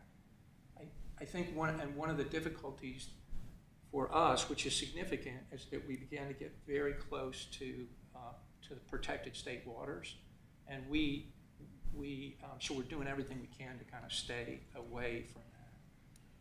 And so it's very important to us to have that 15-foot buffer. He wants to add Let me help you with that also. So the other concern we have, or condition we have there, is we've got stormwater detention on. We've got the creek on the west side. We have stormwater detention on the east side. Today, 5 years ago, 3 years ago even, we wouldn't have the additional bioretention that's now in the stormwater code. So that detention system, because of all the new water quality controls that are now in place for code with stormwater across the state of Georgia. Now, if you look at that site plan, you'll see our detention pond. In front of that is another bioretention pond. We have an engineer here if anybody wants to get into the technical details of that, but that is also playing a big part, and that backs right up to the wetland and so forth. So all of that is playing into the dimension out front with those buildings and the 15-foot setback. Thank you. Any other questions for the applicant? All right, no further questions. I'm going to turn this over to the board for motion and our discussion. I do have a question for Michael. Could I possibly ask that? Yes, you can. Thank you, Mr. Woodman. I did want to ask a quick question on condition number 9. As the gentleman stated, the double row of evergreens and hardwood trees, is there any way for us to specify a size? You know, like my budget-friendly definition of evergreen is going to be really, really small. And in considering the goal is to provide some nice screening there to the Chelsea Walk, I would love it if on that second statement where we say a double row of evergreen and hardwood trees, if we could put a caliber, or what would you recommend to define a size so it's not an evergreen bush? So if this is to address the comments from Mr. Bott, Yes. that would be in condition number 19. Oh, we can certainly add a minimum height of 8 feet before the word evergreen in trees. I didn't know if is it height that we usually use or a caliber? I've seen it.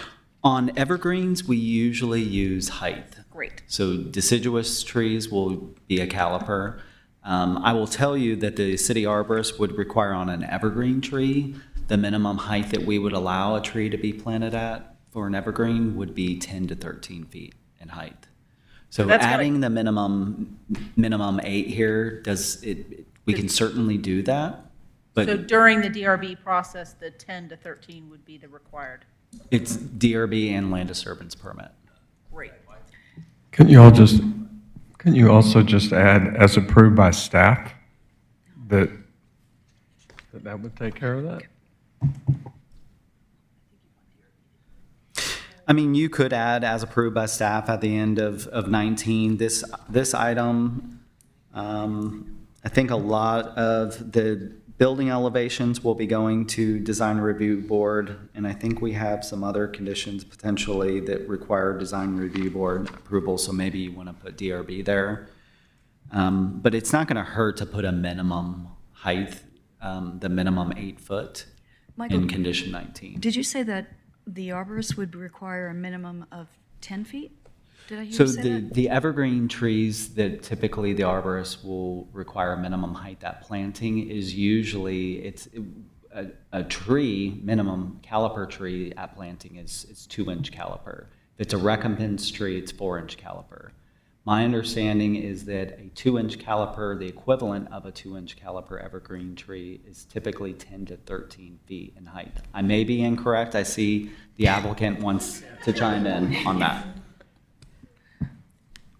Not to be out of step out of turn here, but I spend a lot of time buying evergreens for buffers around the city. So, and I'm very familiar with Mr. Shostak, your arborist. So, an 8 to 10 foot evergreen requirement is typically a good solid requirement for size on an evergreen, whether that's magnolias, hollies, not Leland cypresses as we talked about earlier, but cryptomeria.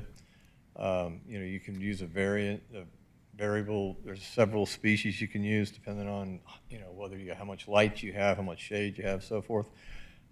In situations where we've had zonings around town, including Alpharetta, I have gone to tree farms and had to literally go all over the place to come up with like a 12 to 14 foot evergreen. By the time you get to a tree that size, tree farms are trying to get rid of them before that because it's very difficult for them to sell those trees at that size, because now you're talking about a tree that's got to be installed with a backhoe. So a 10 to 14 foot or a 12 to 14 foot tree would be on the real extreme size of of putting something new in the ground, just so you guys are clear on that. 8 to 10 foot tree is a solid evergreen tree. We have no problem committing to putting in 8 to 10 foot trees. I can get those all day long from a number of tree farms and a variety of species. But no, I just want to make sure we were clear, not get sidetracked. It does, to Michael's point though, it does get confusing. When you're talking about evergreens, caliper is not used. When you're talking about hardwood trees, caliper is what everybody's talking about. So it's very difficult to start talking caliber and height in evergreen trees.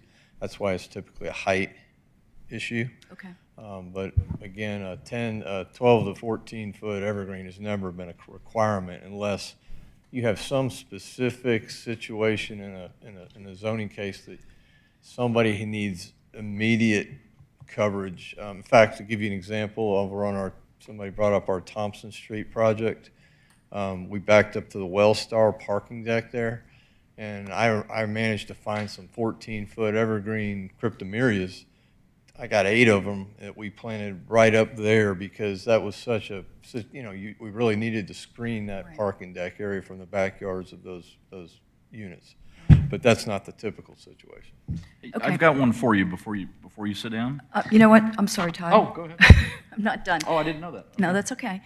So, Michael, if we didn't put anything in here regarding minimum height for number 19, city code would require a minimum 8-foot tall evergreen. Is that correct? You would get the minimum 8 foot, but I would recommend going. Adding it? Yeah, because the Perfect. applicant has made this commitment to to adjacent property owner. Okay. And that property owner is asking for that minimum 8 foot to be added there. I think it would be a good idea to Great. just go ahead and add that to 19. Thank you. We're good with saying 8 to 10. I'm fine with that. Could the gentleman with the green shirt with TPG come back up? And Michael, I might have a quick one for you as well. Just real quick, what I'm confused about, if I think the 20-foot setback is important and the tree canopy is important at the entrance to our city, I'm looking at your encroachment area with rounding, call it 16,000 square feet. Your mitigation area is over 65,000 square feet. Don't you have enough mitigation area in the bank to slide that down 5 feet? I think it's a little more complicated than that. They don't necessarily trade off like that. What we've tried to do in lieu, because there isn't just an exact swap when you're talking about mitigation areas with a variance for a stream buffer area, what we've tried to say is, look, what we're willing to do is a whole lot of restoration and additional work back in that mitigation area that I think was shown earlier to compensate for our encroachment into the 75-foot impervious area on the stream buffer. It's kind of a situation where you try to go overboard to make up for something that you're asking for that's sometimes a difficult situation because of a difficult site to deal with. So we're trying to balance it all out and say, look, work with us here. We think we're giving you a better looking project. On the flip side too, we'll spend a bunch of money back here on the mitigation side of the property and clean up the stream buffer, get rid of invasive species, do the kind of things that, if you look at a lot of stream and buffer areas, you'll see creeks that, have got invasive species, and it's good that you're not getting in those areas, but a lot of people also like to enjoy those areas from a pedestrian perspective. And they don't look very good, they're not easy to be around, and what we're trying to do is create an area that's inviting and can also be utilized and enjoyed by the public. Thank you. And I'm good, I don't have anything else. Right. Any other discussion and our motion?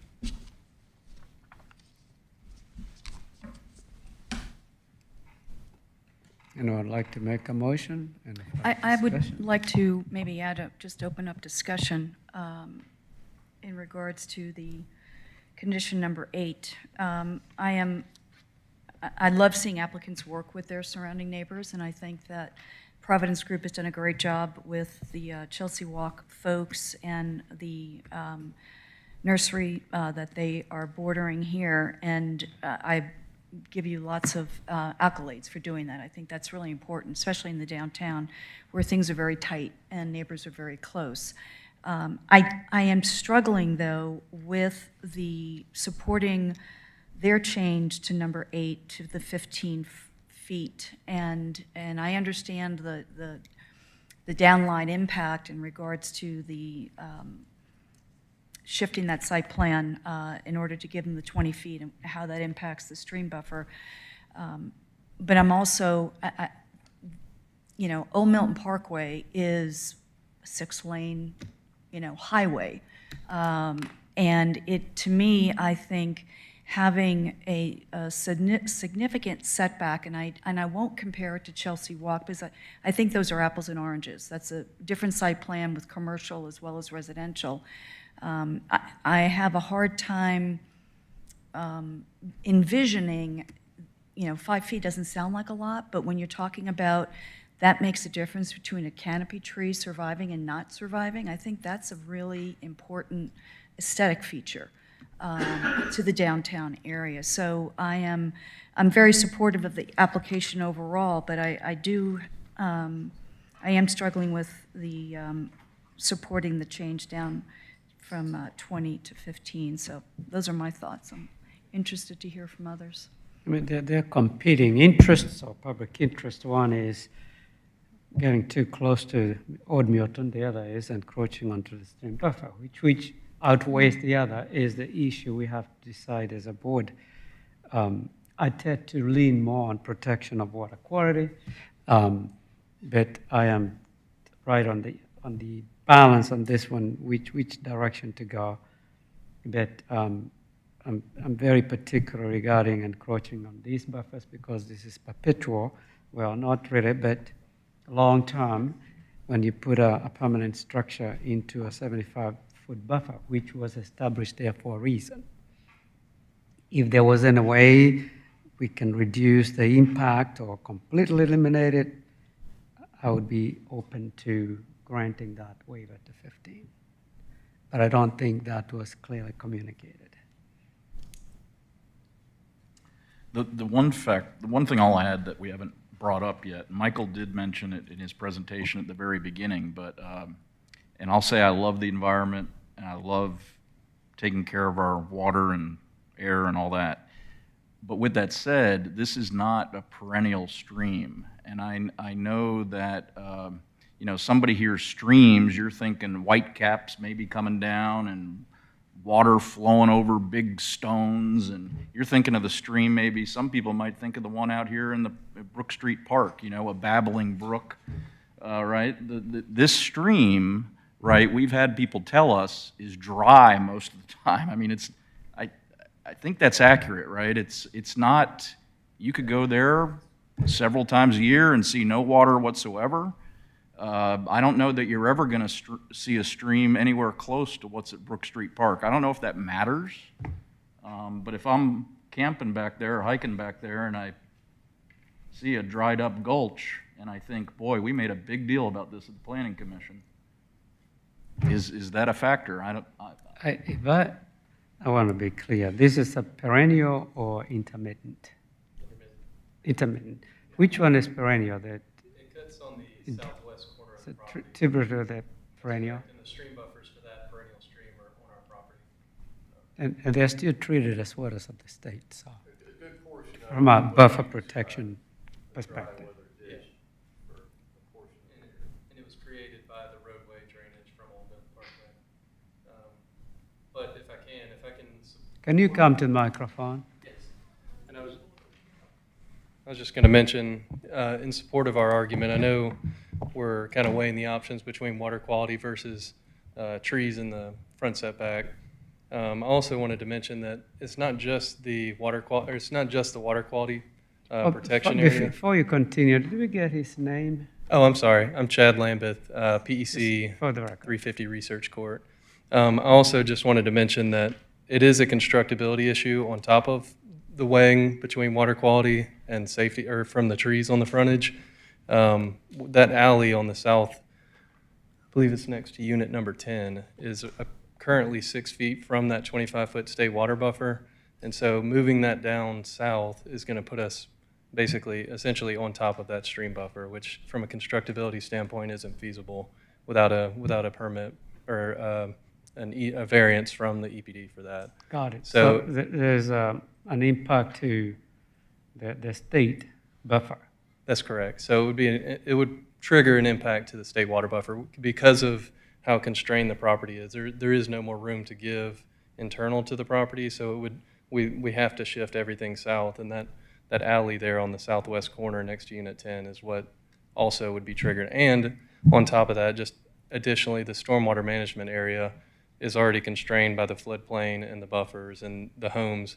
So bringing units 13 through 15 down constrains us even more and might trigger us to find alternatives for, the bioretention and detention area. I did wonder why we had condition 18C. Now I understand why. You'd have to get That's right. a permit from EPD. Okay. Okay. Thank you. Thank you. Thank you for that insight. That wasn't clear from the presentation.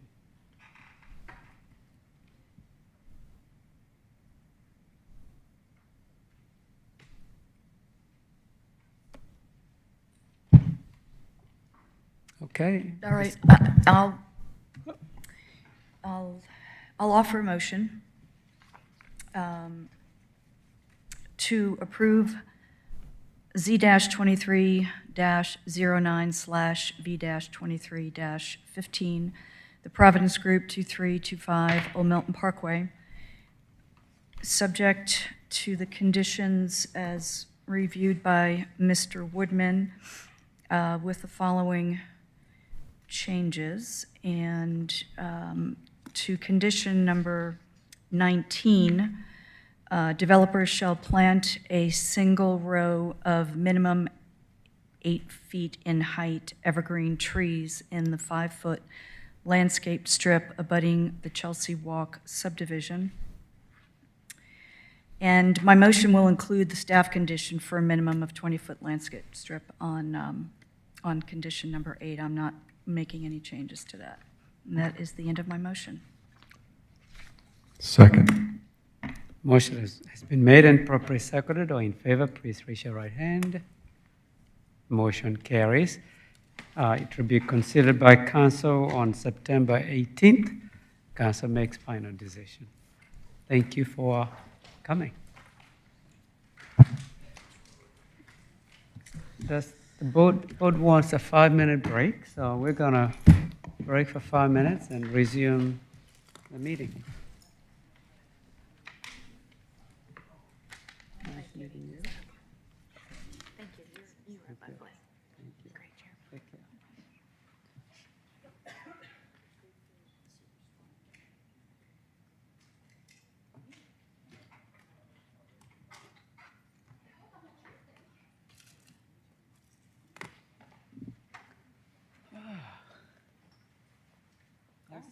I slept 2.5 hours last night.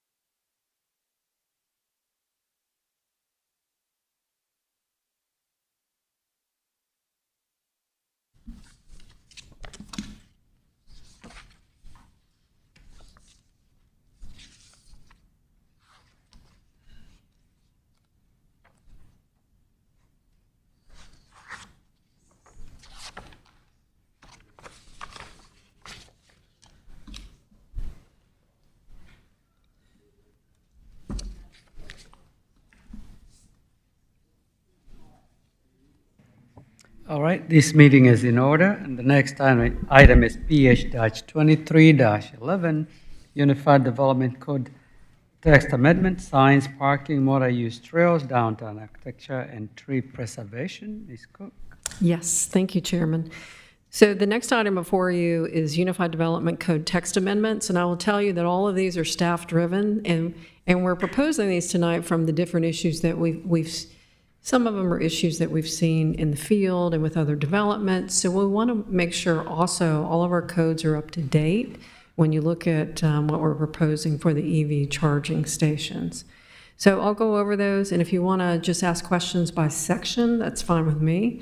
With the first one I show here is signs. So we're prohibiting face illuminated channel letter signs throughout the city. We already prohibit those within the downtown, but we do think with better sign technology that if you're going to illuminate the signs, it should be a halo effect, which is lighting around the letters instead of internal.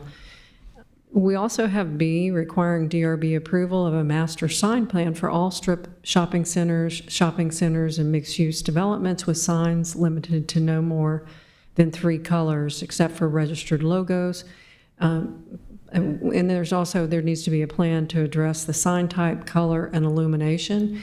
We already have this within our guidelines, and this is something the Design Review Board has been asking for several years, but this is just making it a code requirement to make sure it's not something that's getting missed, so you have multiple colors.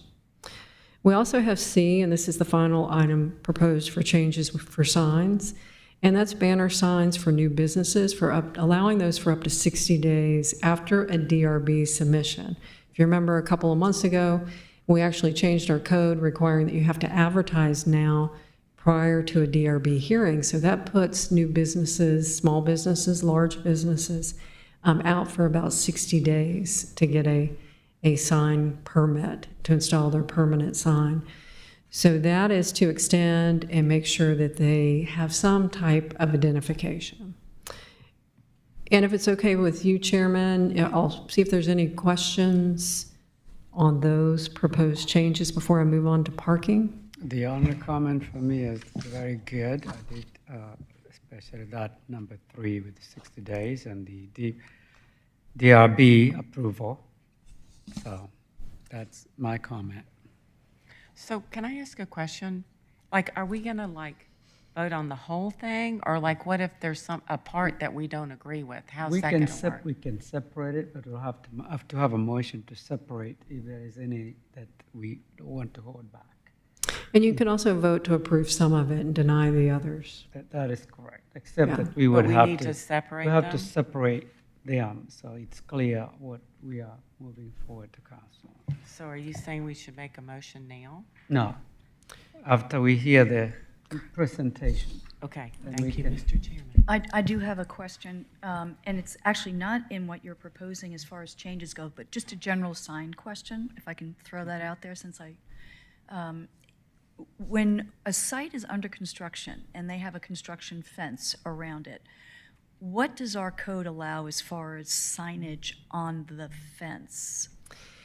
So we've tried to change the code in the past to allow where you could show an actual picture of what's coming.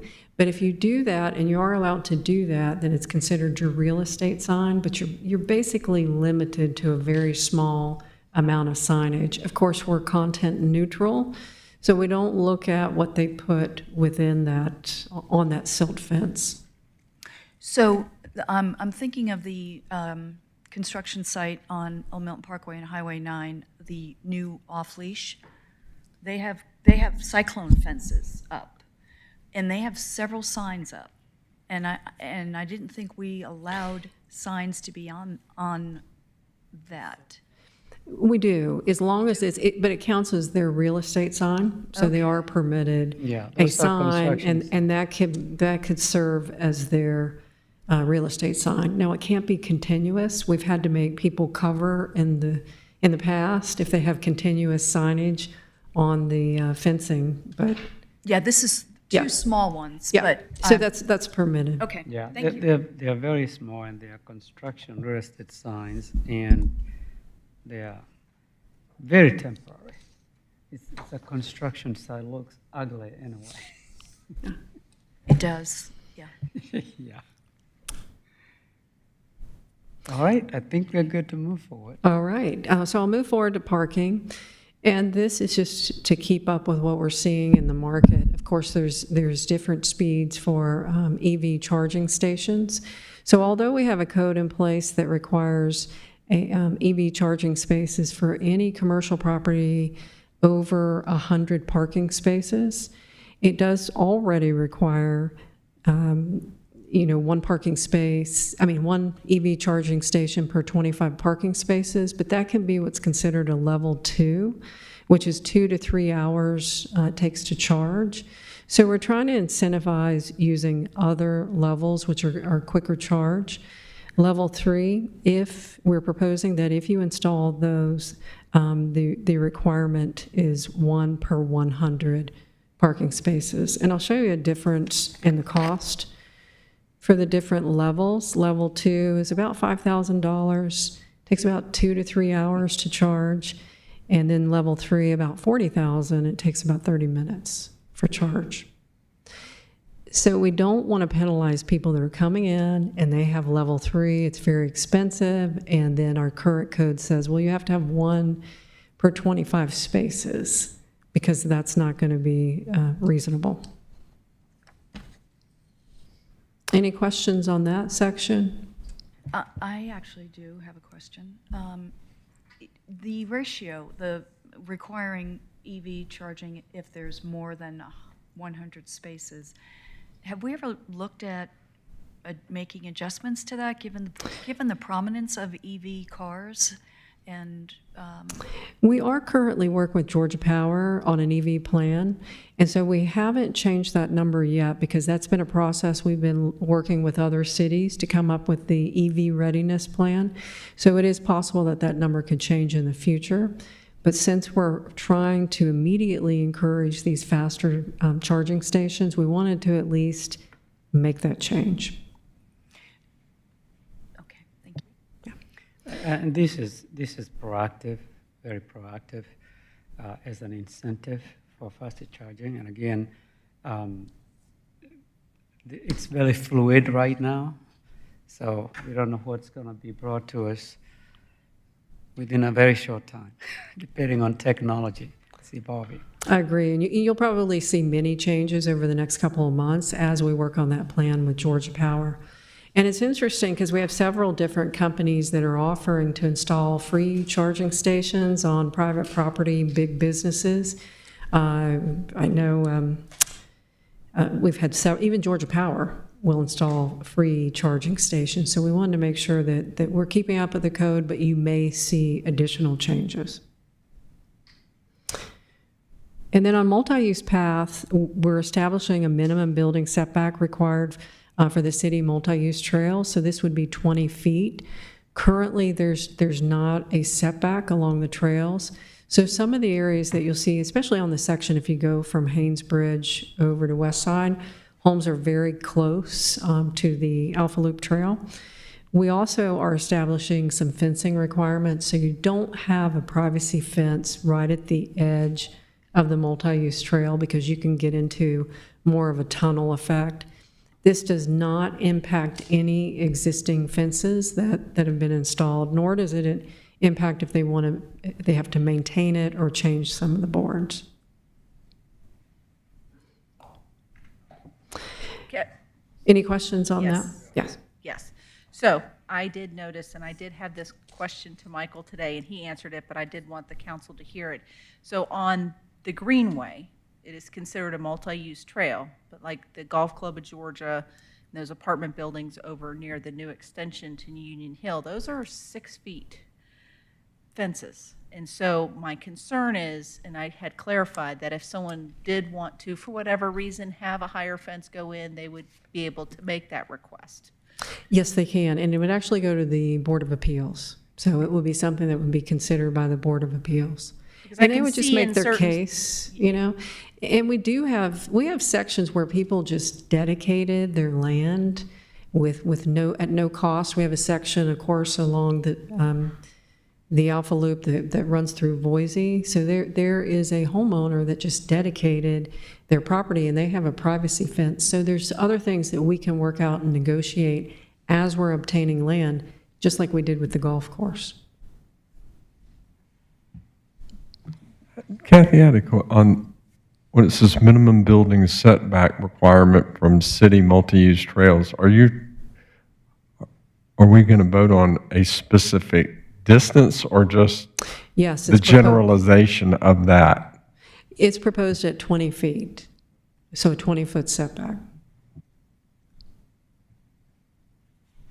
For any multi-use trail, so Greenway and Loop are considered one and the same? That's correct. If it's a city-owned multi-use trail.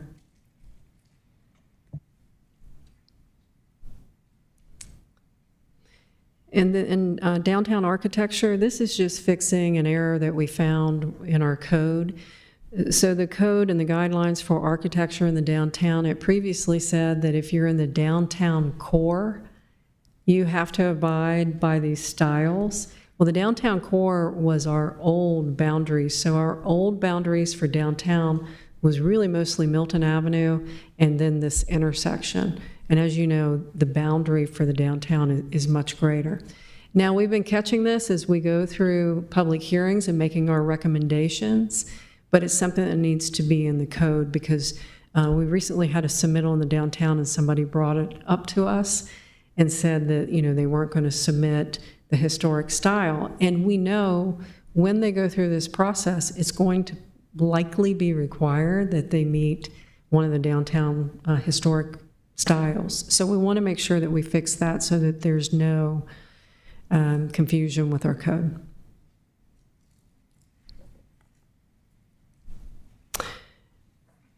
And if no questions, the last one, tree preservation. We're looking to allow some HOAs with an arborist or a landscape architect to review approved tree removals in the front yard. And I'll tell you where this comes from. We receive probably about 100 a month in tree removal permits, and about 30 of those are on the front setback. What we found is each subdivision is different on where they are, timeline with the growth of these trees. If they have an on-call landscape architect or an arborist, we would allow them to get qualified, which means you have to go through classes. There's some paperwork that says if we find that they're not in compliance or requiring the replants, then they can use that right to issue the front setback variances, removal for the trees. So there's a process they have to go through to be qualified. But the number one requirement is they have to have a landscape architect or an arborist that's on call, and that would be our emergency contact as well as whoever's head of the HOA.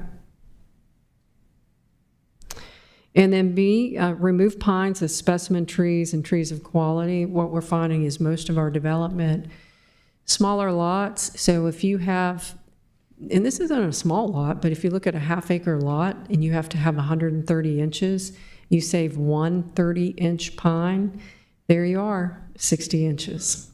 So what we're finding, and we're seeing that routinely, especially in the downtown as well as other areas. So we want to make sure that that's nothing against pines, but these lots that we're seeing are smaller, and so we don't want it to be the one 30-inch pine on the property, because a lot of times too, they're removing an existing home, so they're going to have another home that's built.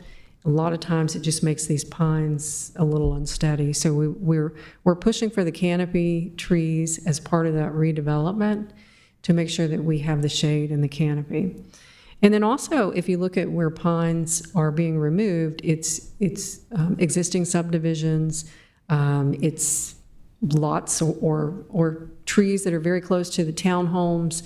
They're along buffers. So we want to make sure that we're not penalizing a property owner for removal of those larger specimen trees, which they may appear to be unsafe to them. And then, of course, there's still replant, and we're not saying we don't give credit for pine trees, because we're not removing that. There's still credit for pine trees, but it's not at the level of 3 times the inches. So when you have 130 inches per acre that you have to save, if you have a half-acre lot, we don't want one 31, 32-inch tree specimen, and you've met your requirements. So if you have any questions on that, I'll be glad to answer those. Yes. On the tree HOA item A. Sure. So I'm sure this will be reviewed and see how successful Yes. it is. So the question I have is, I was clarifying the removals just in the front yard. Is it just because of the city easements, or is it? Well, we have found that the front yard usually doesn't have zoning conditions to save 10 feet of trees adjacent to a neighbor. It also usually doesn't have the streams. So in the front yard, it's a much simpler review for an HOA. We don't want to get in a situation where on the rear and the side, there was a zoning condition, well, I guess one of the cases tonight, where you would have to save trees within a 30-inch setback. Those are things that don't typically occur in a front setback. So I see this, our community already has one on contract. We have Yes. a process. I see it working very well for our community. I just think some hand-holding with the smaller HOAs that could really benefit from some expeditious services here. Absolutely. And putting them in an advantage getting things done. So I agree. And there's a lot of larger townhome communities too that have on-call arborists and landscape architects. So it could be something that speeds that along instead of waiting, for the process for the city. We would also require, as part of the process, that they establish what trees are going to be replanted. So there would be a plan in place before we allow them to start issuing those. And we're not going to look at each lot. They're going to give us if it's a sunny location, this is what they're going to plant back. If it's shady, this is what they're going to plant back. And the training requirement is important. I read that because you're requiring a landscape architect to go through training. I've had to get approval from both the city and the homeowners association, and it just delays the approval process and puts a lot of burden on our staff because they have to come out there and look at it, and and if you're getting that many. I think this is awesome. I can speak to my townhome community where so many of the initial trees that were planted in the front of the homes, have damaged underground pipes and so forth. And so we are constantly pulling out trees. And the process is very labor intensive. And we do have an arborist on call. I think this will really sort of help speed up that process and make things move along much quicker. My question on this, Kathy, is HOA and POA, are they one and the same? Because I know in my community, it's a POA. That's a good point. And even in my community, it's a POA. So we probably need to make sure that that's specified. It's HOA or POA, as long as you meet the qualifications. Jill is asking what the POA stands for. I don't know what the acronyms. It's just Property Owner Association instead of Homeowners Association. It's just the legal way that it's set up. So how is management companies involved in this? Like property managers. Like, I have a homeowners association, but it's also run by a management company. And Right. wouldn't they be involved in this process as well? Well, HOAs and POAs actually turn over the responsibilities to the management companies as long as they have an on-call landscape architect or an arborist, then they can still qualify. I believe HOAs hire the management companies. Right. Most of it is going to be the management So company. they're still responsible. And we're not familiar with any other city that does this, but I think it really is going to work for us, and we'll see how it goes. So you are, like Martine suggested, you're going to try it with The front. give it a trial run with somebody that's I think it's a great PR opportunity if it goes well for our Yeah. city, because this is a, Yes, a bugaboo. Yeah. Yeah, I think it will go well, and I think, we already have the classes that we have set up, and we have those about every 2 to 3 months for developers and builders. Before you can get a building permit, you have to go through this class, and the arborist teaches most of that class. So it's just going to be some just adjusting of that class that we already have in place. So we are going to put a backslash after HOA to add POA. Yes.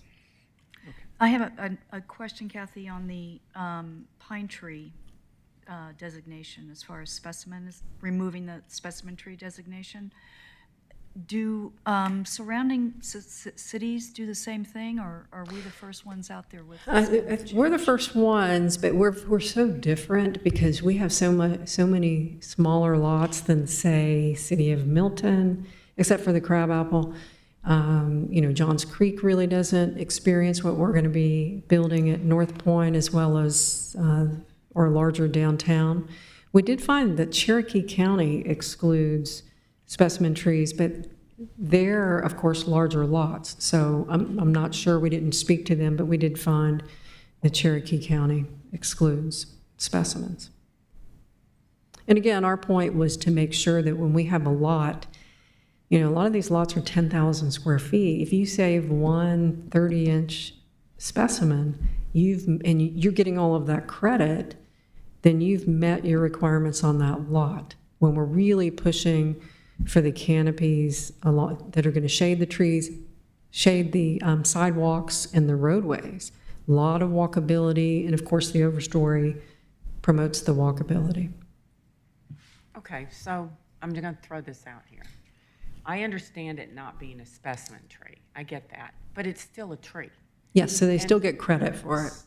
So what do you mean they'll still get So the way it works is that you still get credit for every inch of tree that you save, but if it's considered a specimen, you get double the credit. Okay. So all this does, you will still get credit. We still like pine trees, but you're not going to get the double? double. It's much credit. So you're removing the pine tree as a specimen Category. It's But they can absolutely get credit for it, but it's not double. Okay. They don't get the extra credit. Right, right, no Yeah. extra credit. Yeah. They Okay, should. I got it.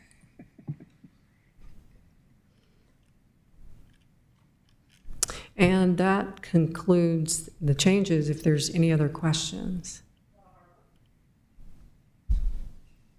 I read the changes, they look good, they're tracked in red in the document, and I like all of them. And we're just gonna, from what I heard, I want the POAs after HOAs on 5A. Since there is no one in the audience to comment, it's up to the board to discuss and make a motion. And so I'm in support of all of these with the addition on number 5A/POA. And I personally don't see a need to separate these unless I hear. I would agree. Okay, so hearing nobody raising hands for discussion, I'm going to make a motion that we approve PH-23-11, Unified Development Code UDC text amendment, signs, parking, multi-use trails, downtown architecture, and tree preservation as presented by Ms. Cook with the 5A /POA. Second?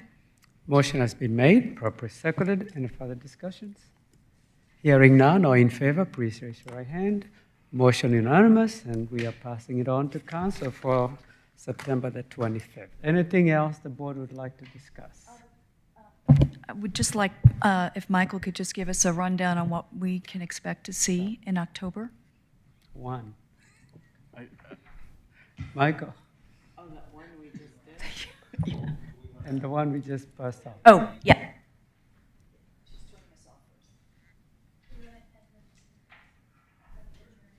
Adjourn the meeting.